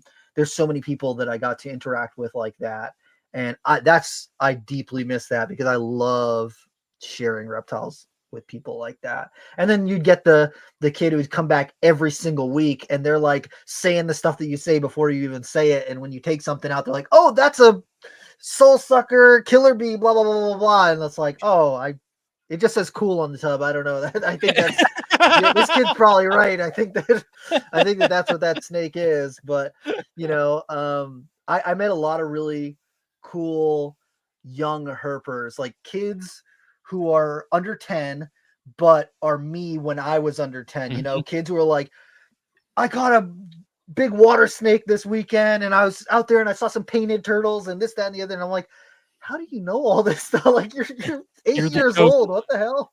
You are the chosen one, right? Dude, there's a kid that came to the programs. His name is Caleb, and he is the chosen one. I'm telling you, man, if this kid doesn't end up being someone big in the hobby, I will eat my hat. This kid is so smart. So smart. I remember his parents came, and his parents are like not really crazy about the reptiles, but they love him, and they brought him to the tours. And so he was there. I was asking people if they had any questions about snakes, and he was like, "Do you guys have any black mambas here?" And I was like, "Well, no, we don't really do mambas. They're kind of a little bit more dangerous, and they're really not as pretty." And his dad was like, "But they're like all black, right?" And he's like 7 years old. He's like, "Actually, they're not called black mambas because they're black. It's because the inside of their mouth is actually the dark black color, and their head is kind of shaped like a coffin." And I was like, how old are you, kid? What the hell is going on right now? So you need a job. And dude, for real, dude, the probably last tour that I did with more ready for the job than most of the staff that were there. Literally, Go ahead and have the last application, and as soon as you turn 15, you call me. Exactly, bro. The last tour I did with him, it was for his birthday, and his request to see, he wanted to see Spilotes, he wanted to see Pataeus, he wanted to see Crebos, and for the venomous stuff, he really wanted to see what was it? Western Diamondback, I think it was. Dude, I was like, hold on, let's get this stuff out. Yeah. Bro, I got a picture of him. He's holding this Pataeus, dude. The thing is like 9 feet long. It's like wrapped around him twice, and he's holding it out like this, and it's still got 4 foot out in the air. I'm like, dude, this is the coolest. He's the coolest kid I've ever met in my life, bro. I'm like, dude, this kid is amazing. Not afraid at all. I love it. Hell yeah. But that was my favorite part. That's the stuff that really stuck with me from working there. Yeah. What about you, Jeremy? I think for me, similar to what you were talking about as far as like the access to breeding so many different reptiles. Like for me, I've always had a really diverse collection of stuff, but nothing in comparison to what Kevin's crazy mind wanted to put in that building. And in tandem with that was also having the access to a large number of each species in most cases. Like there were very few things that Kevin just had 1 or 2 pairs of. It was always like, oh yeah, we're going to do this. And I just bought 12 of them, because he's freaking crazy. Some of it 100%. With it, you have to play the numbers game with some of those species. Cause like 100%. Something you're probably not going to do well with them. Exactly. Listen, that's fair. I don't ever want to see 6 dragon snakes again in my life, ever. Also fair, but I'll have a stroke. But yeah, having the access to that many of each species while you're learning some of those ins and outs, I think provided just that much better of a base foundation for understanding and watching those cycles happen and learning some of the behavior of the species that, if somebody wanted to question you on, you could say with a bit more confidence what you're witnessing, and that it's species, like where, I could say species wide, but we've got a dozen here versus the guy down the street you're talking about that got 1, right? And I think that was probably the most valuable asset from being there, was that having access to so many of those animals. Like I think about just like basins, Amazon basin emeralds alone, like Kevin probably has one of the biggest collections in the country of them. There's probably only a couple of other people that have anything close. So just getting the opportunity to work with those and really invest the time in those. And I was lucky enough to really be able to bounce around through all of the spaces. So I got a little bit of work with just about every project that we were breeding. And like we were talking about the ultrasound stuff earlier, like, yeah, learning curve on snakes is not that big of a deal, because once you get somebody to hold it, you pretty much know where you need to place that probe. But working with the monitors, again, if you can have somebody helping you out, you kind of figure out where to place that and get that vantage point. But yeah, I also miss the experience working with the monitors. I think out of everything that I did, like the interactions and really understanding the level of intelligence that Salvatore has, and even some of the other monitor species, like, you're just like, holy crap, man. Like, not only these animals misunderstood, but there's just so much that we just don't know. It's not even misunderstanding anything. It's like, we just don't understand anything. As far as how deep some of the psychology can go in some of these animals. And I think that's something that I miss a bit, like having the constant access to Kevin, as well, as crazy as he can be. I've known him, Rob and I both known him for well over a decade. And there's always, I've known him since I was 17, so I'm about to be 36, so that's what, 19 years. Yeah, right. So it's like, even after all that time, you could still get into a conversation with him, and he's spitting out something that you're like, wait, what? How do you know that? Like, that's kind of crazy. That reference point, it was very valuable for sure. No, it's an interesting operation. Very much so. Very much. Birds? So. Do you ever have birds or anything there?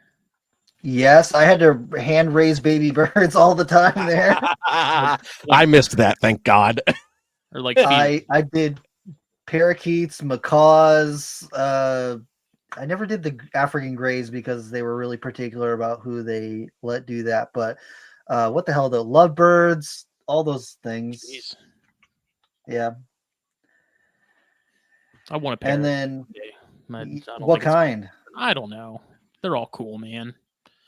Conure or something, nothing crazy, nothing massive. I don't want like a hyacinth or anything, but got the deep pockets. Damn. Yeah, right. I have a neighbor that has a Amazon. Really? That's cool. Yeah, what's his name? Don Jose. She got him in Panama in like that bird's like 40 years old. She got it when it was like little, and she's raised it and had it ever since. And he just like, out and talks to you and stuff. It's actually, that is one of the reasons I don't know if I do want to parrot, because the way that things talked sometimes sounded so human that if I heard that in the middle of the night, dude, from the other room, I'd be walking around armed, because I'd be thinking someone was in the house or something, dude. Yeah. Yep. That's fair. That's fair. Because it was like, goodbye. And I'm like, fuck that shit. Like, I guess Don Jose wants me to leave, because yeah. And see you later. And exactly. Stuff, so you're like, all of a sudden you wake up, you're in the bathtub, you're like, what the hell's going on? And then all of a sudden you see a giant toaster hanging above you. You just goodbye. The perfect murder. Pick up my own birdseed now, buddy. Oh my God. What if that is like the whole thing is like they're that sentient and they totally want to, but because of their physical limitations, they can't. They can't. Oh but man, if they could, they would. Oh God. Has he ever pinned you with his eyes? I don't think so. I don't know. I've only met him like twice. Oh, okay. Because like there was a macaw that they had at Nerd. Its name was Sophie, and she really liked me. But when they like somebody, they like, or also if they really don't like you, they'll like pin you with their eyes. So they stare at you, and their pupil goes really big and then really small. Oh yeah, like really quickly. He was doing that a lot, and I was like, "What? Like it's bright in here, dude. Like what are you doing? Like." The eye of the velociraptor in my face or something. Yeah, I was like, "What is going on? Are you having a little stroke there or something, buddy?" No, that's just something that they do. They're like, clever girl. Like I wanted to like pet him or something, but I'm like, I know that this is going to be the one bird that is not about that and is going to absolutely lay into me and like break your freaking knuckles, dude. Ass. If there's there's I think I'd handle a scolopendra before I took a legit bite from a decent size. I will never forget going to visit a friend with my mom. She had an umbrella cockatoo who was actually very friendly.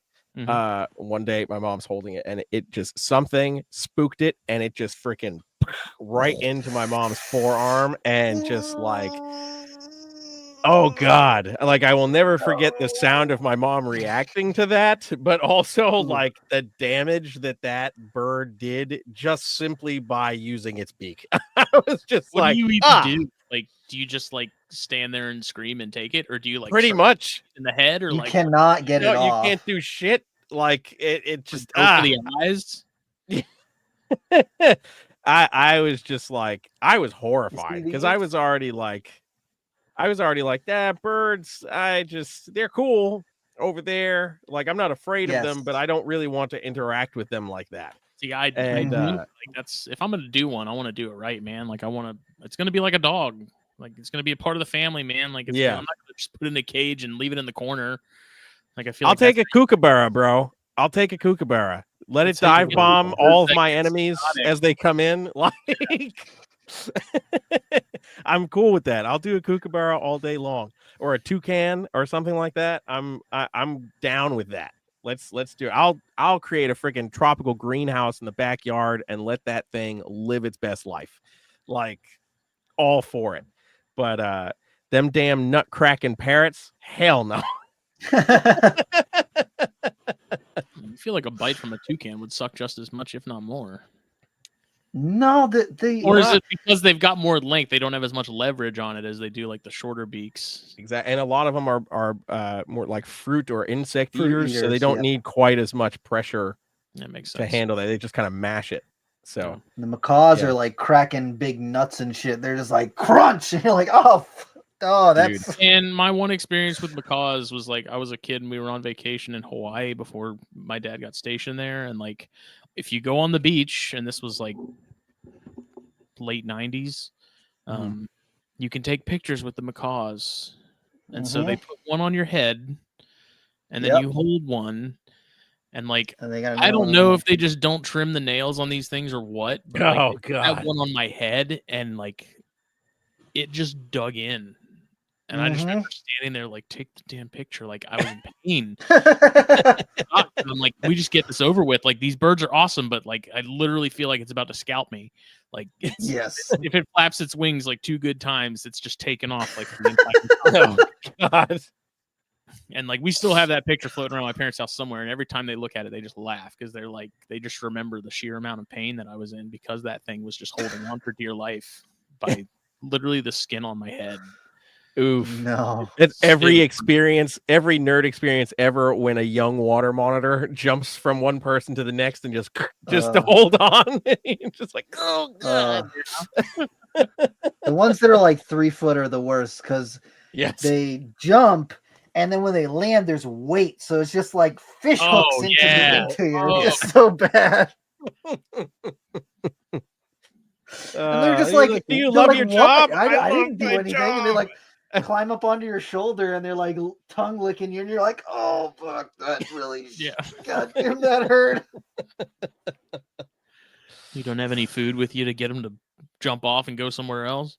No, not all the time. You can just pick them up. They're not gonna like around like a backpack or something. Yeah, they will just hang out with you like a backpack. There was a couple that like while I was cleaning other enclosures, they would just like sit on my shoulder, like just sit across my back and just chill with me while I'm doing like that. Yoda. Yep. Yeah. Exactly. Absolutely. Yeah. But yeah, no, man, the talons and nails, pass. Unmanicured, nah. Yeah, are we bringing up bad memories, Rob? Listen, man, anyone here who's listening, if you come up to me at a reptile expo and I'm wearing a shirt that's not new, a shirt that's older than 3 years old, take a closer look at it, because every single one of my shirts has got little tiny monitor claw holes all over it. Like there's one, I literally just had to throw away a shirt because there was a tear like right over my nipple. And I was like, where did that come from? And there's like a perfect little monitor handprint right around it. I'm like, oh, that's where that came from. Oh man. Figures. Yeah. That shit is rough, dude. Yeah. That shit is rough. Oof. But Rob, would you rather deal with that or rather be haired by tarantula? I'll take the monitor claws every day of the week. Every fucking day. I'll take a 6-foot water monitor that's like chilling on me over getting haired anywhere. I just That's got fair. a Theraphosa apophysis. Ooh. A little baby one. And like when I see that thing kick, man, it's like close the tank and stop breathing. Close it up. Lock it up. I'm gonna make a shirt at some point that just says I work Theraphosa with my shirt off. I feel like the right people will understand. Or like that SpongeBob episode where they're like, "How tough are you?" Like, I work Theraphosa with my shirt off. No. Oh God. Terror. That is somebody who's mentally unwell. That's all I'm gonna say about that. You gotta really love. There's like a weird sexual fetish of rolling around in fiberglass naked if you like that. Like, oof. Bro, did you know that the active ingredient in itching powder up until the early or mid 90s was tarantula hairs?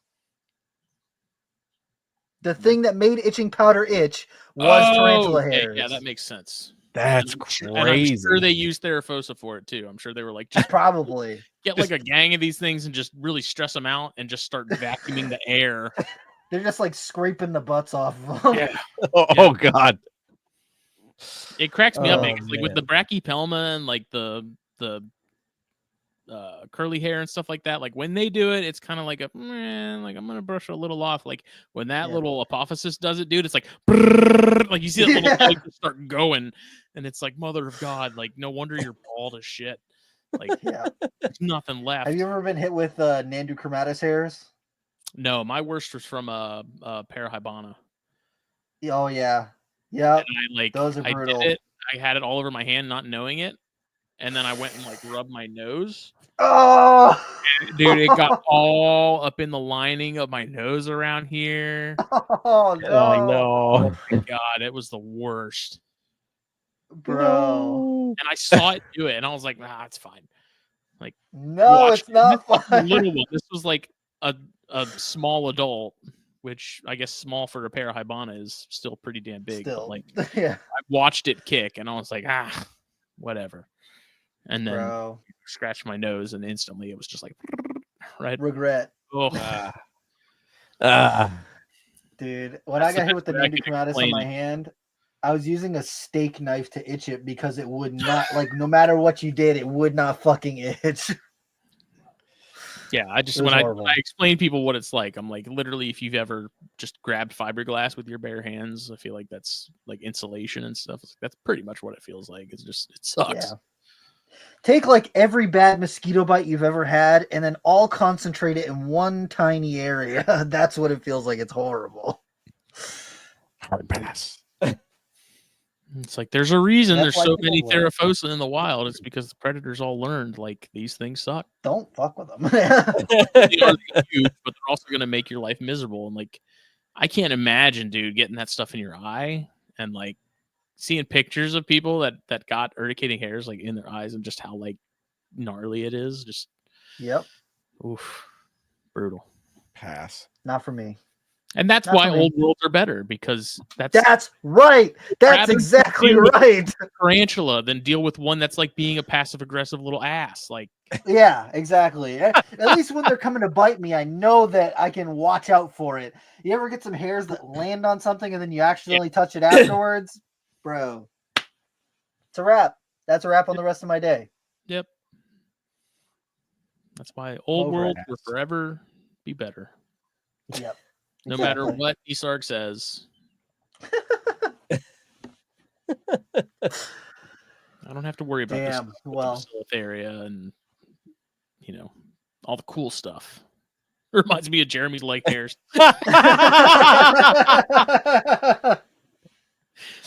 Shut up. He's just gonna go kick him. He's just when he gets scared, he starts rubbing him aggressively. He's one of the X-Men, and that's his power. He went to the academy, man, and they taught him how to use it. And Bro. like they make you wear like the leather chaps. Oh, So it's no. just, like, the inside of your legs, and so then you can like flick them and like shoot them out. oh man. Bro. Great. Well, great. on that note, I think On we that should note. probably wrap things up here. Yeah. Jesus. But Justin, we do have one question that we ask all of our guests on our show, and that question is: in the realm of reptiles, whether it be something that you're working with currently in your own collection or something that you've seen online, what has you excited about reptiles right now? Wait, sorry. We're just gonna throw that there. Jeremy, lotion your damn legs, bro. Like a I do. rug fire. Like a rug burn. Oh no. What has me most excited? I want to say like the internet and technology, but I also feel like that's also one of the worst things that's happened. Yes, that's Like fair. I can't tell if overall the internet is a net positive or net negative, both for the hobby and for our species as a whole. Because I feel like we were never meant to communicate in mass like this. Like it was never No. meant to work like that. But at the same time, like we wouldn't have the information and the ability to do stuff like this and like find information, give out information, so it's a tough toss up, but like that is one of the things as far as sort of like we live in an age now where this is like the best time to be in herpetoculture because everything is so accessible now. Like I think about the guys like Eugene Bassett and Trooper Walsh and stuff back in the chondro days, like the early chondro days of like trying to figure this stuff out and not knowing or having any sort of background information or context. Like we're literally just having to kind of guess as far as making things work.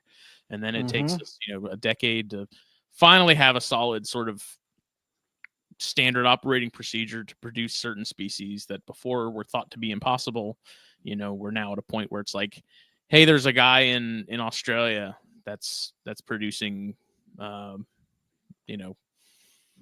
green trees or any other species. Like I can actually now reach out to that guy direct and not have to mail him a letter and then wait another month for a letter to come back. Like if he responds at all. If I want to talk to Scott Eiper, I can literally just call him on Facebook Messenger at any point. Yeah. And within 30 seconds, like I can talk to him. Like the fact that we can do that is mind blowing.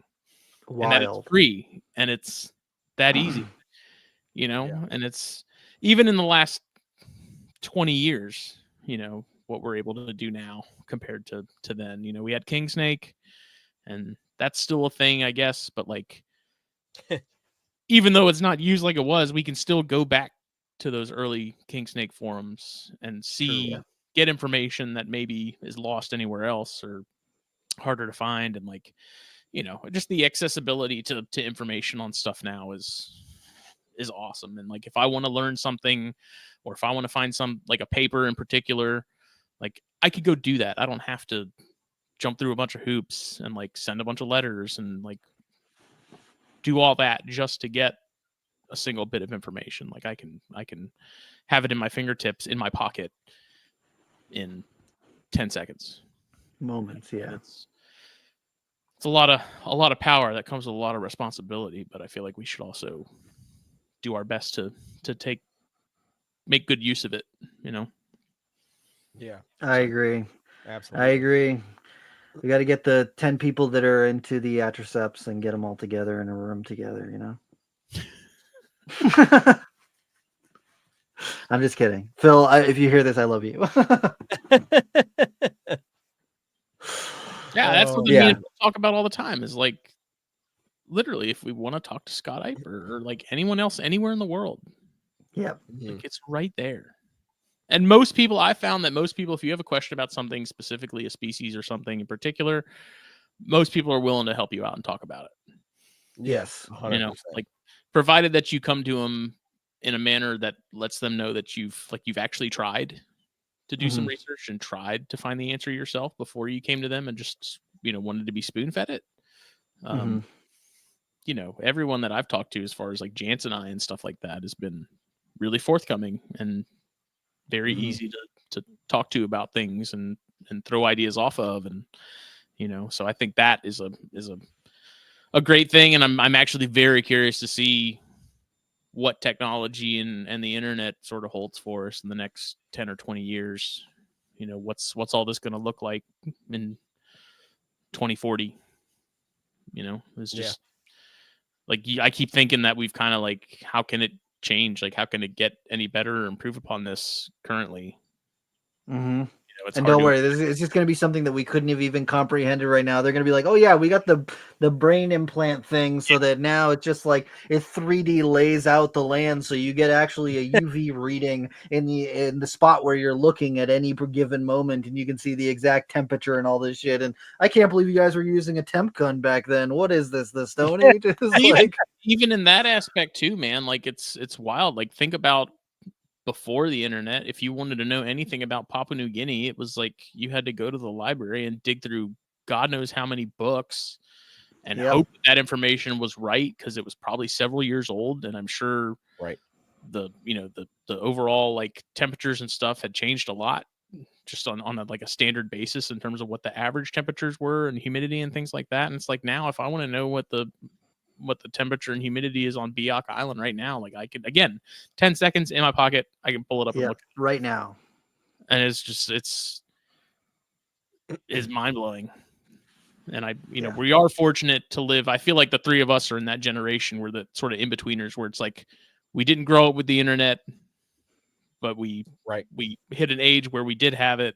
And so we're kind of ride that fence, like, sort of utilizing the best it. worlds, Yep. I think, so I feel fortunate that I'm part of that group, that has the understanding of like getting outdoors and playing outside, and like how technology is a tool, but it can also be detrimental if you let it, and having an appreciation for both and all that. So hell yeah, man. I think it's a very well-rounded answer.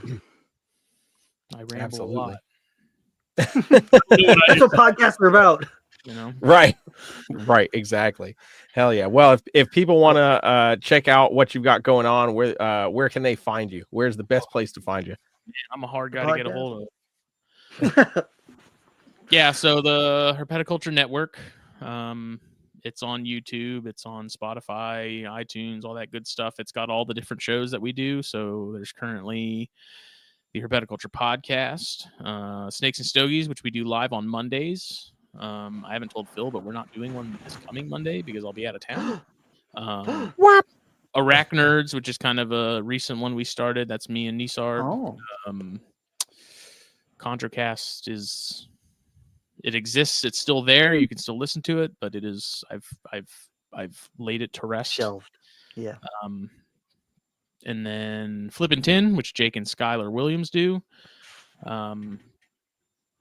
Kingsnake Chronicles, which is one that Chris Painchab and Harry Claiborne do. Corn Stars, which is kind of sort of in the same realm as Kingsnake Chronicles in terms of like those guys all sort of host it, and it just depends on the guest, I guess, that particular round as to whether or not it's Kingsnake focused or not.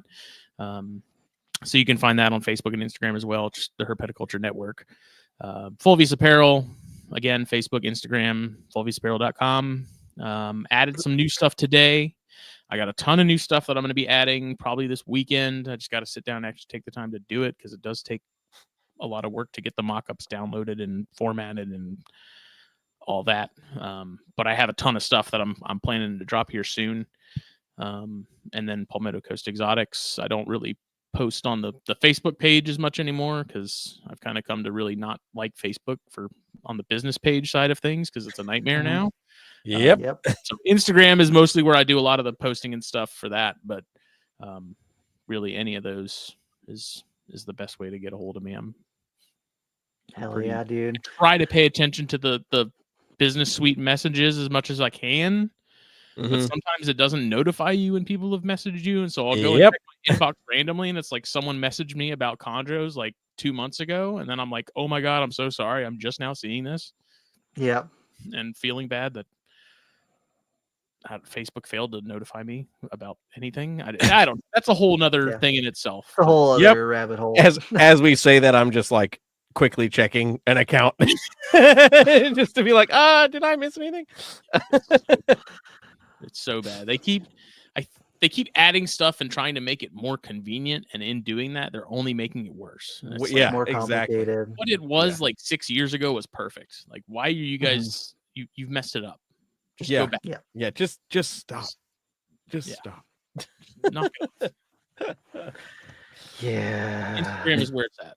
So you got it. Facts. Well, thank you so much for coming on this evening, man. It's been a blast. Absolutely. Appreciate it very much. Hell yeah. Yeah.